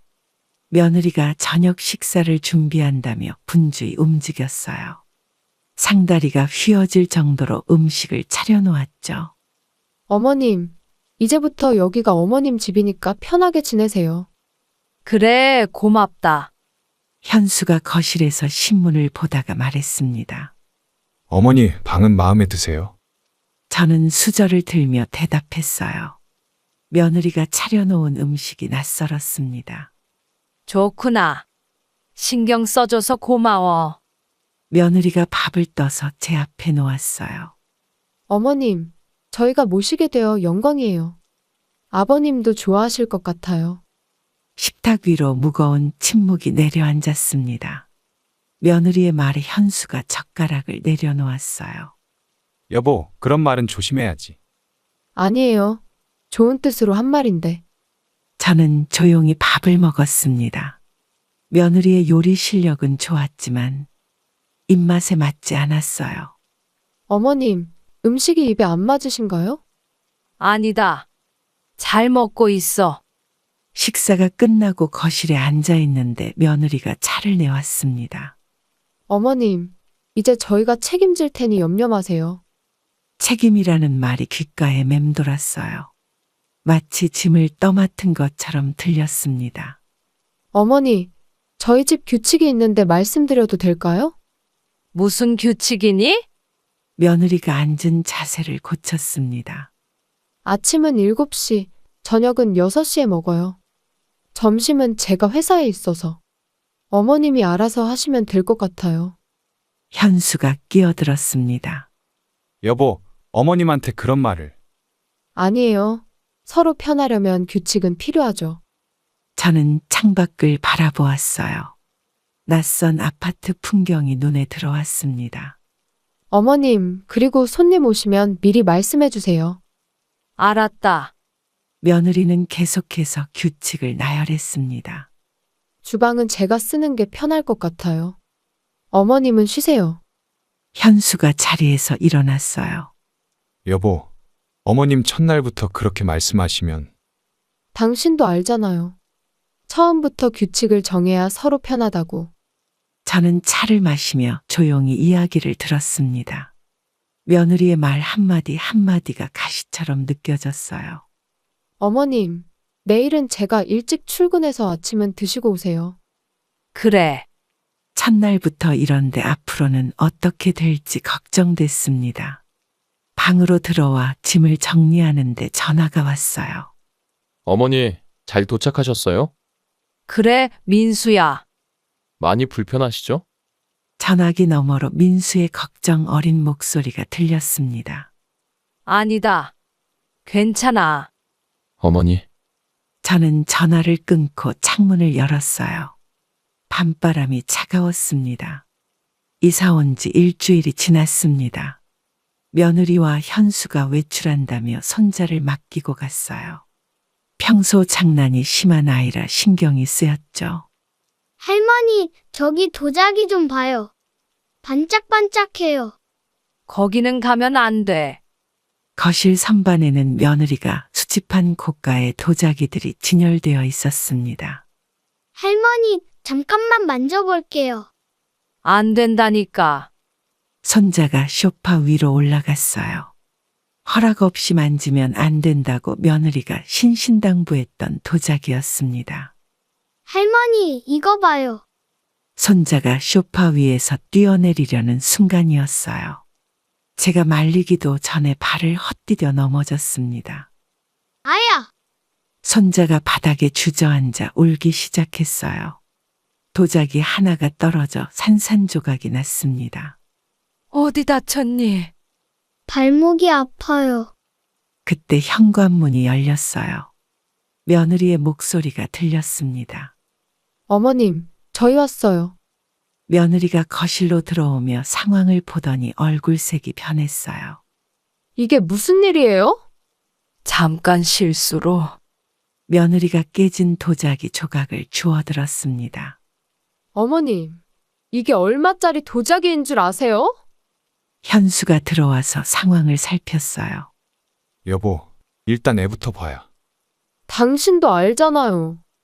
이게 얼마나 귀한 거라고. 며느리가 손자를 안아들었습니다. 어디 다쳤어? 발목이 아파. 네. 현수가 저를 바라보았어요. 어머니, 어떻게 된 거예요? 내가 잠깐 한눈 판 사이에. 며느리가 차갑게 말을 잘랐습니다. 어머님, 애 하나 못 봐주시나요? 저는 아무 말도 할 수 없었어요. 며느리가 손자를 안고 방으로 들어갔습니다. 어머니, 앞으로는 조금 더 주의해 주세요. 그래. 현수가 깨진 도자기를 치우며 한숨을 쉬었어요. 이거 어머니가 변상하셔야 할 것 같은데. 얼마니? 한 5천만 원 정도. 저는 그 자리에 앉아 말을 잃었습니다. 며느리가 다시 나와서 말했어요. 어머님, 앞으로는 손자 보는 건 사양할게요. 미안하구나. 미안하다고 될 일이 아니잖아요. 저녁이 되어 식탁에 앉았지만 아무도 말을 하지 않았습니다. 며느리는 저를 쳐다보지도 않았어요. 내일 보험사에 연락해 볼게요. 밤이 되어 방으로 들어왔는데 전화가 왔습니다. 민수였어요. 어머니, 무슨 일 있으세요? 아니, 목소리가 안 좋으신데. 저는 전화를 끊고 창밖을 바라보았습니다. 한숨만 나왔어요. 도자기 사고 이후 며느리의 태도가 더욱 차가워졌습니다. 그러던 어느 날 민수가 불쑥 찾아왔어요. 현수 부부는 출근한 상태였죠. 어머니, 그동안 어떻게 지내셨어요? 그저 그렇다. 창가에 서서 대화를 나누는데 바람이 불어왔습니다. 형수님이랑은 별일 없으세요? 저는 커튼 끝자락을 만지작거리며 망설였어요. 민수가 제 표정을 살폈습니다. 어머니, 뭔가 있었죠? 아니다. 커튼 사이로 햇빛이 들어왔어요. 민수가 제 곁으로 다가왔습니다. 제가 다 알아요. 형수님이 어머니한테 서운한 말 많이 하시죠? 그런 건 아니고. 갑자기 아래층에서 발소리가 들렸어요. 민수가 창밖을 내다보았습니다. 형이랑 형수님이 오시나 봐요. 저는 민수를 주방 쪽으로 데려갔습니다. 얘기가 길어질 것 같으면 나가서 하자. 민수가 고개를 끄덕였어요. 현관문 소리가 들렸습니다. 어머님, 집에 계세요? 응, 부엌이야. 며느리가 장바구니를 들고 들어왔어요. 민수를 보더니 표정이 굳어졌습니다. 민수 씨는 언제 오셨어요? 방금 왔어요, 형수님. 현수가 뒤따라 들어왔어요. 민수야, 웬일이니? 어머니 얼굴 보러 왔죠. 거실에 무거운 공기가 감돌았습니다. 며느리가 장바구니를 내려놓으며 말했어요. 오늘 저녁은 제가 특별히 준비하려고 했는데. 그럼 제가 나가야겠네요. 민수가 자리에서 일어났습니다. 저는 그를 따라 현관으로 나갔어요. 어머니, 제가 다음에 다시 올게요. 그래, 조심히 가라.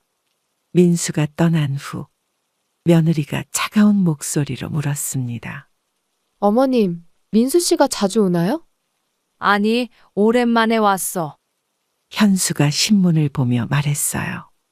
어머니, 동생이 와도 먼저 연락하라고 하세요. 저는 방으로 들어와 창문을 열었습니다. 아파트 단지가 내려다 보였어요. 어머님, 저녁 드시러 나오세요. 식욕이 없다. 며느리의 발소리가 멀어졌습니다. 밤이 되어 휴대폰이 울렸어요.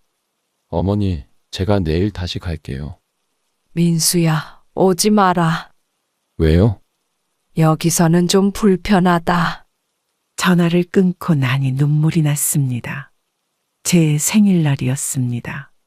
아침부터 현수 부부가 케이크를 준비했다며 분주히 움직였어요. 민수도 초대했다고 했죠. 어머님, 오늘은 제가 특별히 음식을 준비했어요. 고맙구나. 식탁에 음식이 하나둘 놓이기 시작했습니다. 며느리의 손길이 평소보다 부드러웠어요. 형수님, 제가 도와드릴게요. 괜찮아요. 민수 씨는 어머님이랑 이야기 나누세요. 현수가 갑자기 전화를 받고 자리에서 일어났습니다. 잠깐 급한 일이 생겼네. 금방 올게요.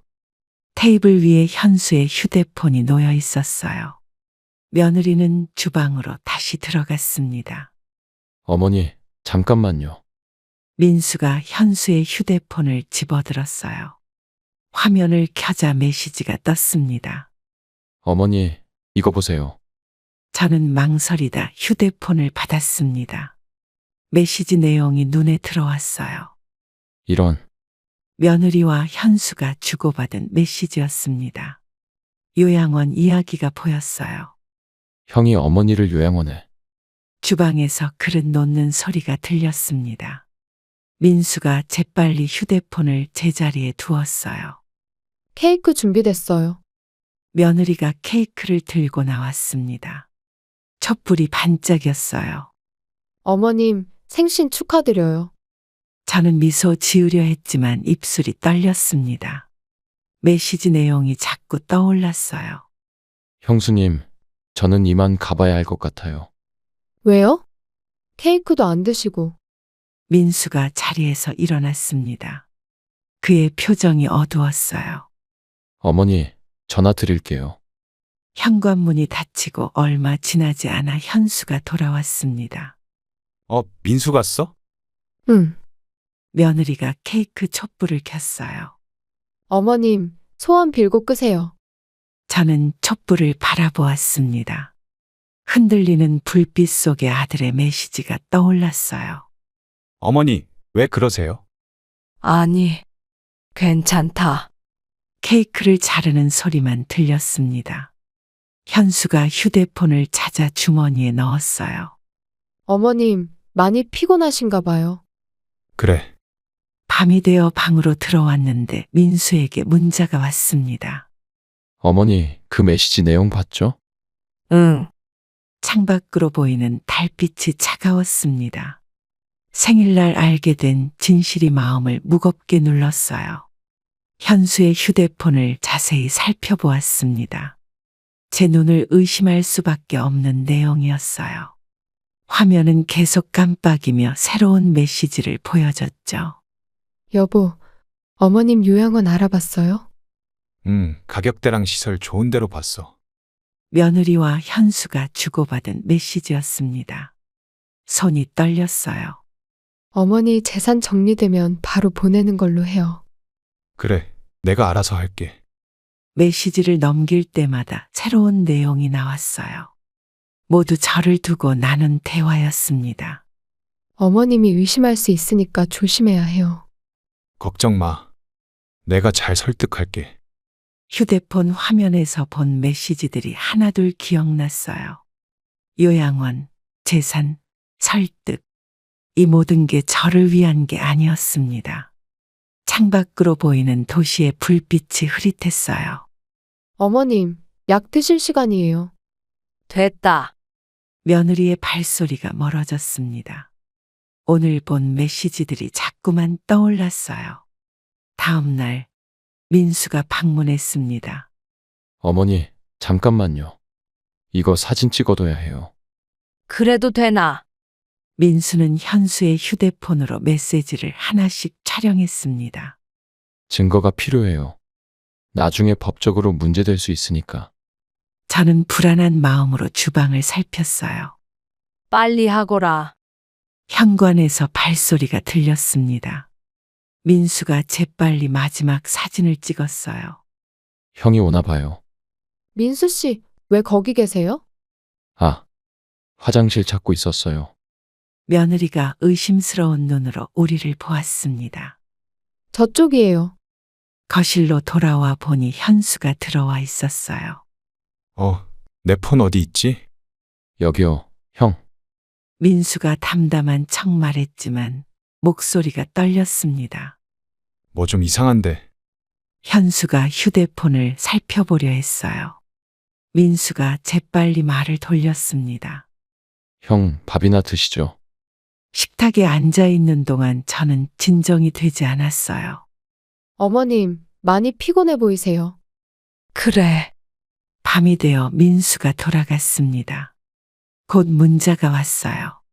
어머니, 제가 찍은 사진 보내드릴게요. 알았다. 휴대폰으로 도착한 사진들을 보며 한숨이 나왔습니다. 증거라는 말이 무겁게 느껴졌어요. 어머님, 약 드세요. 됐다. 며느리가 문을 닫고 나갔습니다. 창밖은 이미 어두웠어요. 아침 일찍 현순의 거실에서 마지막 밥상을 차렸습니다. 꼭 해야 할 말이 있었기에 특별히 정성을 들였어요. 쌀을 씻을 때마다 마음이 무거웠죠. 어머니, 아침부터 뭘 그리 많이 하세요? 너희들이랑 마지막으로 먹을 것 같아서. 현수가 신문을 보다 고개를 들었습니다. 무슨 말씀이세요? 식탁에 반찬을 하나씩 놓으며 말을 이었어요. 이제 여기서 나갈 거다. 며느리가 주방에서 나왔습니다. 어머님, 갑자기 무슨? 니들 문자 봤다. 순간 며느리의 표정이 굳어졌어요.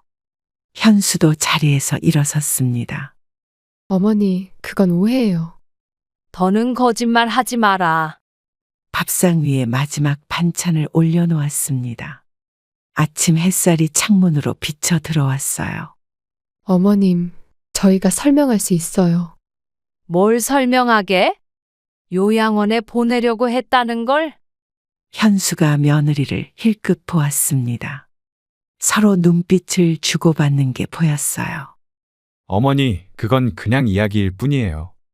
이제 와서 변명하지 마라. 밥을 푸는 제 손이 떨렸습니다. 어머님, 앉으세요. 차분히 이야기해요. 할 말 없다. 내일 이 집에서 나갈 거야. 현수가 식탁 위를 주먹으로 내리쳤어요. 어머니, 왜 이러세요? 내가 왜 이러는지 네가 더 잘 알지 않니? 며느리가 앞치마를 벗으며 말했습니다. 어머님, 저희도 다 어머님 생각해서. 그만해라. 밥이나 먹자. 아침 식사는 조용히 진행됐어요. 숟가락 부딪히는 소리만 들렸습니다. 어머니, 정말 가실 거예요? 그래. 밥을 다 먹고 일어서는데 현수가 제 팔을 잡았어요. 어머니, 재산은 어떡하시게요? 그게 궁금했니? 며느리도 옆에서 눈치를 보았습니다. 어머니, 그래도 절차가 있잖아요. 법대로 하면 되지. 식탁을 정리하면서 창밖을 바라보았어요. 어머님, 이제 그만하자. 방으로 들어와 짐을 챙기기 시작했습니다. 민수에게 전화가 왔어요. 어머니, 결심하셨어요? 그래. 짐을 싸던 중에 현수와 며느리가 방으로 들어왔습니다. 벽에 걸린 가족 사진이 또 한 번 떨어지는 순간이었어요. 며느리가 그 사진을 집어들었죠. 어머님, 이러시면 안 돼요. 이제 와서 그런 말 하지 마라. 현수가 문 앞에 서서 말했습니다. 어머니, 재산은 제가 관리해야 해요. 며느리가 찢어진 가족 사진을 바라보았어요. 어머님이 가시면 아버님 재산은 저희가 가져갈 거예요. 저는 짐을 싸던 손을 멈추었습니다. 그걸 말이라고 하니? 현수가 한 발짝 다가왔어요. 어머니, 우리 좋게 좋게 해결해요. 좋게? 날 요양원에 보내려 한 게 좋게 하는 거니? 며느리가 가족 사진을 구겨 쓰레기통에 버렸습니다. 이제 와서 감정적으로 구시면 안 돼요. 그래, 나도 감정적이고 싶지 않구나. 짐가방을 닫으며 일어섰어요. 어디 가실 건데요? 그건 니들이 알 거 없다. 현수가 제 앞을 막아섰습니다. 어머니, 이러시면 저희도 가만히 있을 수 없어요. 뭘 어쩌게? 며느리가 차가운 목소리로 말했어요. 법적으로 해결하시겠다는 거죠? 그래, 법대로 하자. 방 안의 공기가 얼어붙은 것 같았습니다. 어머님, 마지막으로 한 번만 더 생각해 보세요. 생각할 거 없다. 현수가 주먹을 쥐었어요. 아버지 재산을 포기하시는 거예요? 돈이 그렇게 중요하냐? 며느리가 웃음을 지었습니다. 이제 와서 왜 이러세요? 처음부터 이럴 거면서. 민수가 갑자기 들어왔어요. 어머니, 제가 모시러 왔어요. 현수가 동생을 노려보았습니다. 넌 왜 여기 온 거야? 형이 이러는 거 보니까 잘 왔네. 저는 짐을 들고 일어섰어요. 가자. 어머니, 현수의 외침이 등 뒤로 들렸습니다. 법원 계단을 올라가는 발걸음이 무거웠습니다. 민수가 제 옆에서 가방을 들어주었고 뒤에서는 변호사가 따라왔어요. 흐린 하늘이 머리 위로 지나갔죠. 어머니, 긴장하지 마세요. 그래. 입구에 도착하자 현수와 며느리가 먼저 와 있었습니다. 어머님, 아직도 늦지 않았어요. 현수가 다가오려 했지만 민수가 가로막았어요. 형, 이제 그만하세요. 법원 로비는 차가웠습니다. 대리석 바닥이 발걸음 소리를 울렸어요. 변호사님, 재판 시작하기 전에 합의할 수 있지 않을까요? 당사자분이 원하지 않으시는데 무슨 합의를. 며느리가 제게 다가왔습니다. 어머님, 우리 이러지 말아요. 늦었다. 재판정으로 향하는 복도가 길게 느껴졌어요. 잠깐만요, 어머님. 더 할 말 없다. 법정 문 앞에서 민수가 제 어깨를 잡았습니다. 어머니, 준비되셨죠? 응. 법정 안으로 들어서는 순간 심장이 빠르게 뛰었어요. 재판부 입정합니다. 판사가 들어오자 모두가 일어섰습니다. 어머님, 떨지 마세요. 변호사가 작은 목소리로 말했어요. 증거 다 준비했습니다. 현수가 저를 바라보았습니다. 그의 눈빛이 달라져 있었어요. 재판 시작하겠습니다. 며느리는 고개를 숙인 채 앉아 있었어요. 원고 측 변호인은 입장을 말씀해 주시기 바랍니다. 변호사가 일어났습니다. 네, 준비했습니다. 저는 손을 꼭 쥐었어요. 이제 돌이킬 수 없는 길이 시작된 것 같았습니다. 어머님, 증언하실 준비되셨나요? 그래. 증인석으로 향하는 발걸음이 흔들렸어요. 현수와 며느리의 시선이 따갑게 느껴졌습니다. 증인은 선서해 주시기 바랍니다. 법정 안의 시계가 10시를 가리켰습니다. 재판이 시작되고 현수 측 변호사가 먼저 자리에서 일어났어요. 적막한 법정의 초침 소리만 들렸죠. 원고 측에서 주장하는 요양원 이전 계획은 단순한 대화일 뿐입니다. 재판장이 서류를 살펴보았습니다.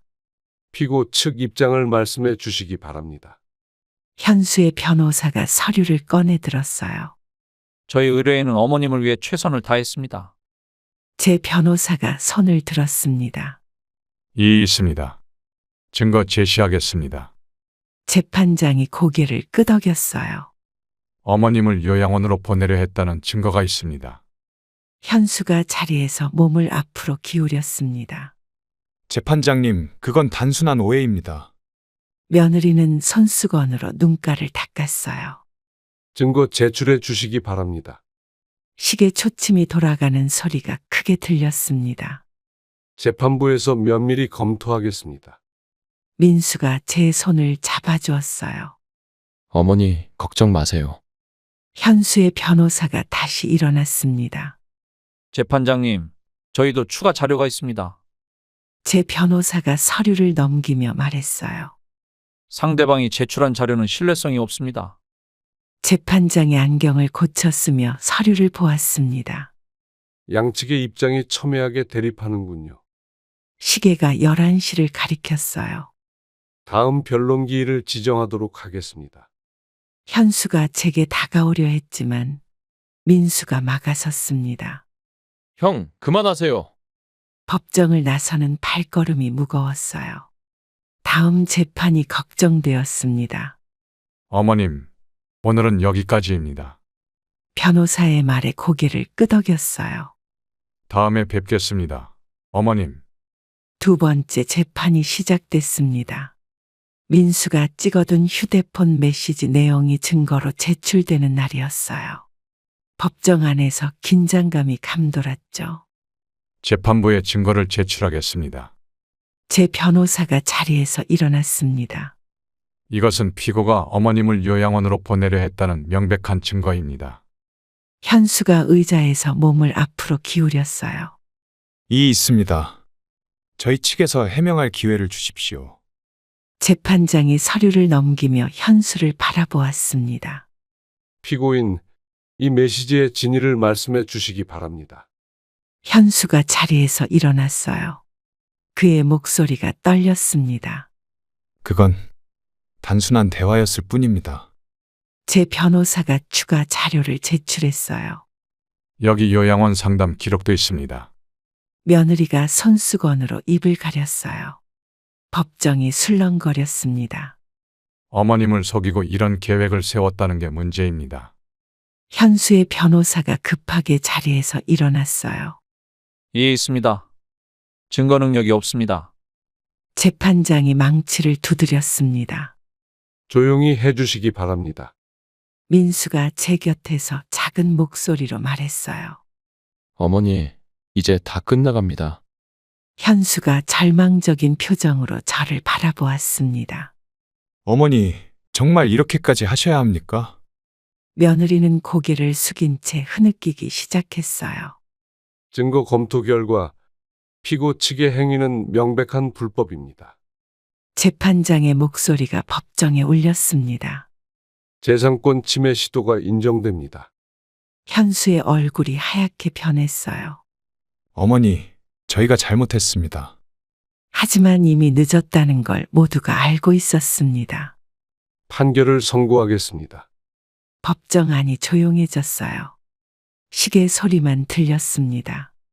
원고 승소를 선고합니다. 민수가 제 어깨를 감싸 안았어요. 어머니, 이제 끝났어요. 현수 부부는 말없이 법정을 나갔습니다. 아들의 뒷모습이 쓸쓸해 보였어요. 어머님, 축하드립니다. 변호사의 말에 고개를 끄덕였습니다. 하지만 이긴 것 같지 않았어요. 현수 측 변호사가 항소를 제기했습니다. 다시 법원에 선 날 그들의 변명은 더욱 애절해졌어요.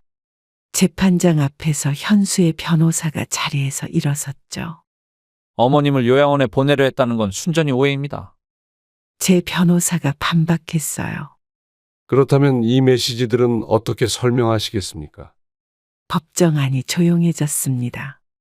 현수의 변호사가 서류를 들었어요. 저희 의뢰인은 단순히 어머님의 건강이 걱정되어 상담을 한 것뿐입니다. 재판장이 안경을 고쳤으며 물었습니다.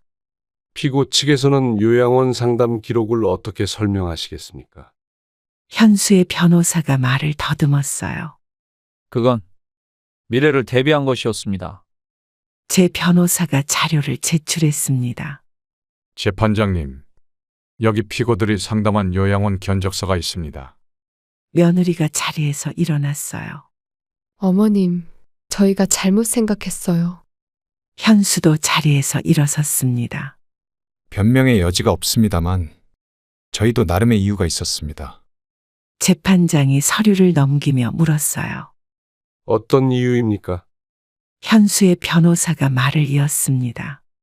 어머님의 건강이 걱정되어 제 변호사가 끼어들었어요. 건강이 걱정되어 재산부터 정리하려 하셨다는 말씀이신가요? 법정이 술렁거렸습니다. 이해 있습니다. 현수의 변호사가 외쳤지만 이미 늦었어요. 재판부는 피고 측의 주장이 설득력이 없다고 판단합니다. 재판장의 목소리가 울렸습니다. 어머님, 저희 진심을 믿어주세요. 며느리가 울먹이며 말했어요. 더 이상의 변명은 필요 없을 것 같습니다. 재판장이 결론을 내렸습니다. 항소 기각을 선고합니다. 법정을 나서는 현수 부부의 발걸음이 무거웠어요. 형, 이제 인정하세요. 민수가 형에게 말했습니다. 어머니, 죄송합니다. 현수가 마지막으로 남긴 말이었어요. 항소가 기각되고 난 다음 날이었습니다. 현수가 찾아왔어요. 아침 일찍부터 문 앞에서 서성이는 소리가 들렸죠. 어머니, 절 좀 봐주세요. 들어오너라. 현수가 거실로 들어왔습니다. 평소의 당당한 모습은 없어졌어요. 어머니, 제가 잘못했습니다. 방 안에 긴 침묵이 흘렀어요. 현수의 어깨가 떨리기 시작했습니다. 정말 죄송합니다. 제가 돈에 눈이 멀어서. 민수가 옆방에서 나왔어요. 형, 이제 와서 그런 말씀을. 현수가 갑자기 무릎을 꿇었습니다. 어머니, 한 번만 용서해 주세요. 방 안의 공기가 멈춘 것 같았어요. 현수야. 제가 어리석었습니다. 욕심을 부렸어요. 민수가 형을 일으키려 했지만 현수는 움직이지 않았어요. 어머니를 요양원에 보내려 했던 건 제 인생의 가장 큰 실수였습니다. 창밖에서 새소리가 들렸습니다. 일어나거라. 용서해 주시겠습니까? 저는 창가로 걸어갔어요. 용서는 시간이 필요하구나. 현수의 눈에서 눈물이 흘렀습니다. 앞으로 어떻게 살아야 할지. 그건 네가 결정할 일이다. 민수가 조용히 방을 나갔어요. 형, 이제 가시죠. 어머니, 정말 죄송합니다. 현수가 일어서며 흐느꼈어요. 앞으로 연락도 못 드리겠죠? 그건 시간이 지나봐야 알 수 있겠지. 현관문이 닫히고 발자국 소리가 멀어졌습니다. 어머니, 괜찮으세요? 그래. 창밖으로 현수가 터벅터벅 걸어가는 모습이 보였어요. 마지막 재판이 열렸습니다. 서로의 잘잘못을 가리는 법정 공방이 끝나고 이제 판결만 남았어요. 재판장이 법정으로 들어섰죠. 모두 일어서 주시기 바랍니다. 긴장하지 마세요. 어머님, 제 변호사가 작은 목소리로 말했어요. 현수와 며느리는 고개를 숙이고 있었습니다. 판결을 선고하겠습니다. 재판장이 서류를 읽기 시작했어요. 피고 측의 행위는 명백한 불법입니다. 현수의 어깨가 떨렸습니다. 재산권을 침해하려 한 정황이 확실히 드러났습니다. 며느리가 손수건으로 눈물을 닦았어요. 어머님의 의사에 반하여 요양원 입소를 추진한 것도 인정됩니다. 이에 법원은 다음과 같이 판결합니다. 법정 안이 조용해졌어요. 원고의 청구를 모두 인용합니다. 재판장이 망치를 두드렸습니다. 피고는 원고의 재산권을 침해해서는 안 됩니다. 현수가 자리에서 일어났어요. 어머니, 앉아주시기 바랍니다. 재판장이 다시 말을 이었습니다. 징역형을 선고합니다. 며느리가 흐느끼기 시작했어요. 판결이 선고되었으므로 퇴정하겠습니다. 모두가 일어섰습니다. 어머님, 축하드립니다. 이제 모든 게 끝났습니다. 현수가 다가오려 했지만 민수가 막았어요. 형, 이제 그만하세요. 법정을 나서는 발걸음이 무거웠습니다. 어머니, 우리 이제 가시죠. 민수의 말에 고개를 끄덕였어요. 그래. 법원을 나서는데 뒤에서 현수의 목소리가 들렸습니다. 어머니, 정말 죄송합니다. 돌아보지 않고 걸음을 옮겼어요. 재판이 끝나고 도시를 떠나기로 했습니다. 민수가 시골 마을에 집을 하나 구해 놓았다고 해요. 새벽에 짐을 싸서 떠나는 날 안개가 자욱했죠. 어머니, 짐은 제가 들게요. 고맙다, 민수야.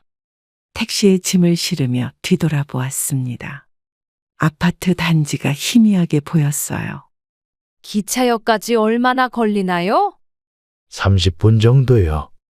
기사님이 대답했습니다. 도로에는 차가 거의 없었어요. 어머니, 휴대폰은 꺼두세요. 그래야겠지? 민수가 창밖을 보며 말했어요. 형이 연락할 수도 있으니까요. 도시를 벗어나자 들판이 보이기 시작했습니다. 어머니, 새로 사신 집은 조용해요. 그게 좋구나. 기차역에 도착해서 표를 끊었어요. 어머니, 출발까지 1시간 남았네요. 대합실에 앉아 커피를 마셨습니다. 이제 도시 생활은 끝이네. 네, 시골에서 편하게 지내세요. 플랫폼으로 나가는데 전화가 왔어요. 현수한테 온 거야? 아니요, 부동산이에요. 열차가 들어오는 소리가 들렸습니다. 어머니, 이제 출발해요. 자리에 앉자 피로가 밀려왔어요. 조금 주무세요. 도착하려면 3시간 걸려요. 창밖으로 도시가 멀어져 갔습니다. 민수야, 네, 어머니. 저는 눈을 감았어요. 이제 다 끝난 거지. 네, 이제 새로 시작하시는 거예요. 기차가 시골로 향했습니다. 어머니, 도착하면 제가 마중 나올게요. 그래, 그때 보자. 전화를 끊고 창밖을 바라보았어요. 안개 사이로 해가 떠오르고 있었습니다. 시골집 창문을 처음 열던 날이었습니다.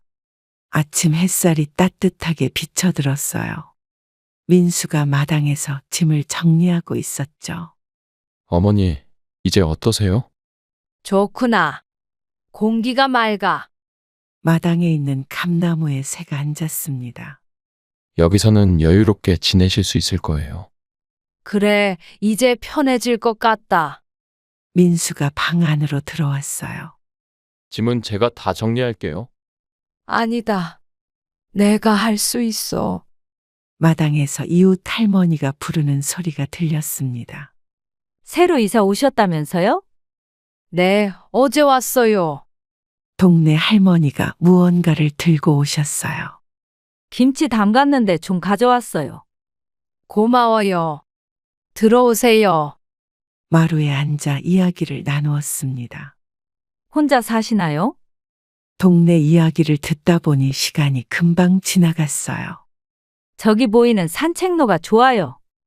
거기 한번 가봐야겠네. 할머니가 돌아가시고 마당을 둘러보았습니다. 어머니, 여기 텃밭도 있어요. 거기다 상추라도 심어볼까? 민수가 마당 구석을 가리켰어요. 저기는 꽃도 심으면 좋겠어요. 창문 밖으로 마을이 보였습니다. 어머니, 저녁 준비할게요. 아니다. 내가 할게. 부엌으로 가는데 전화가 왔어요. 민수야, 누구니? 현수 형이에요. 전화를 끄고 저녁 준비를 시작했습니다. 어머니, 여기서 잘 지내실 수 있으실 거예요? 창밖으로 해가 저물어 갔어요. 그래, 이제 새로 시작이다. 시골집 장독대 옆에서 깨진 거울을 발견했습니다. 거울을 들여다보니 그동안의 일들이 떠올랐어요. 민수가 마당을 쓸다가 저를 봤죠. 어머니, 그거 위험해요. 버릴게요. 잠깐만. 거울 속에 비친 제 모습이 낯설었습니다. 이제 과거는 잊으세요. 쉽지가 않구나. 마당 한켠에 앉아 이야기를 나누었어요. 형이 어머님을 속이려 했잖아요. 돈 앞에서 다들 변하는 거야. 민수가 깨진 거울을 치우려다 멈췄습니다. 어머니, 저는 절대 그러지 않을 거예요. 그래.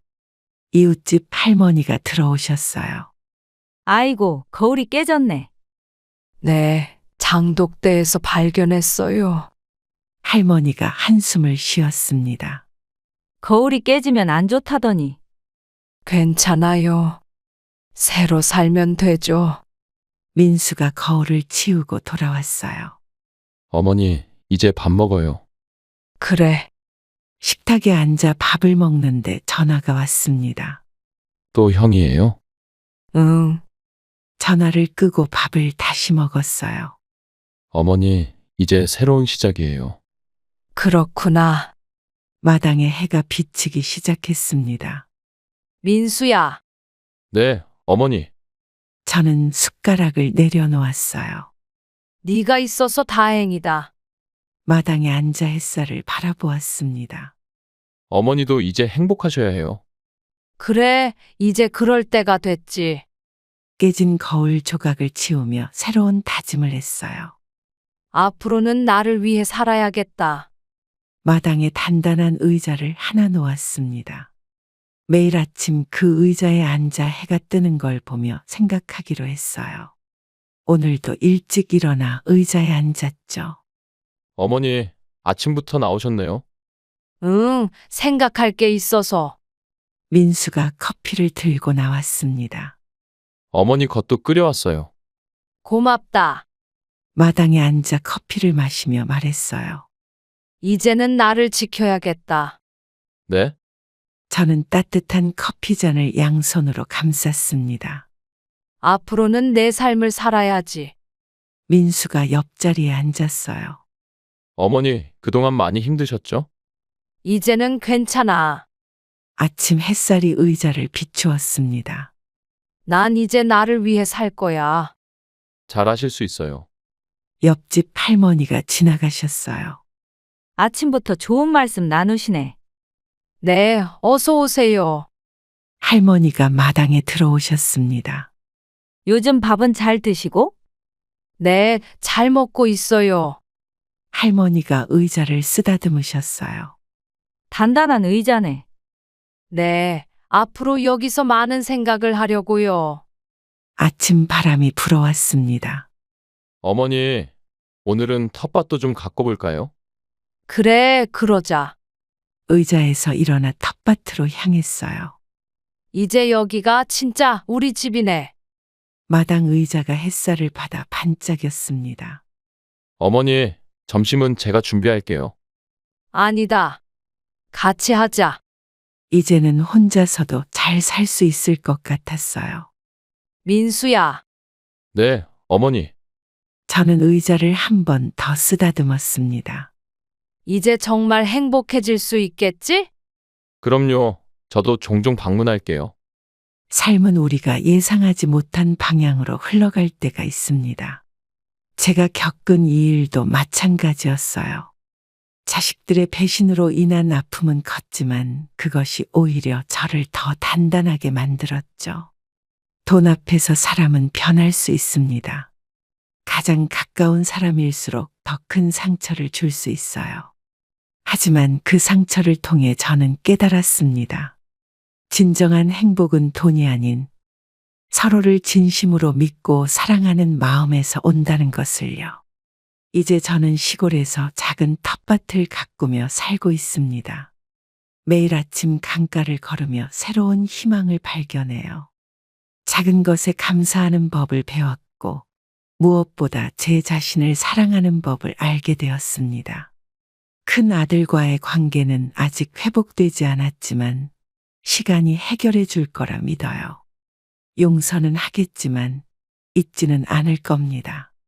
그것이 제가 더 현명해지는 방법이니까요. 여러분도 힘든 시기를 겪고 계신다면 그 시간이 결코 헛되지 않다는 걸 기억하셨으면 좋겠습니다. 고통은 우리를 더 강하게 만들고 진정으로 소중한 것이 무엇인지 깨닫게 해주니까요. 그럼 오늘도 행복한 하루 되시길 바랍니다. 감사합니다.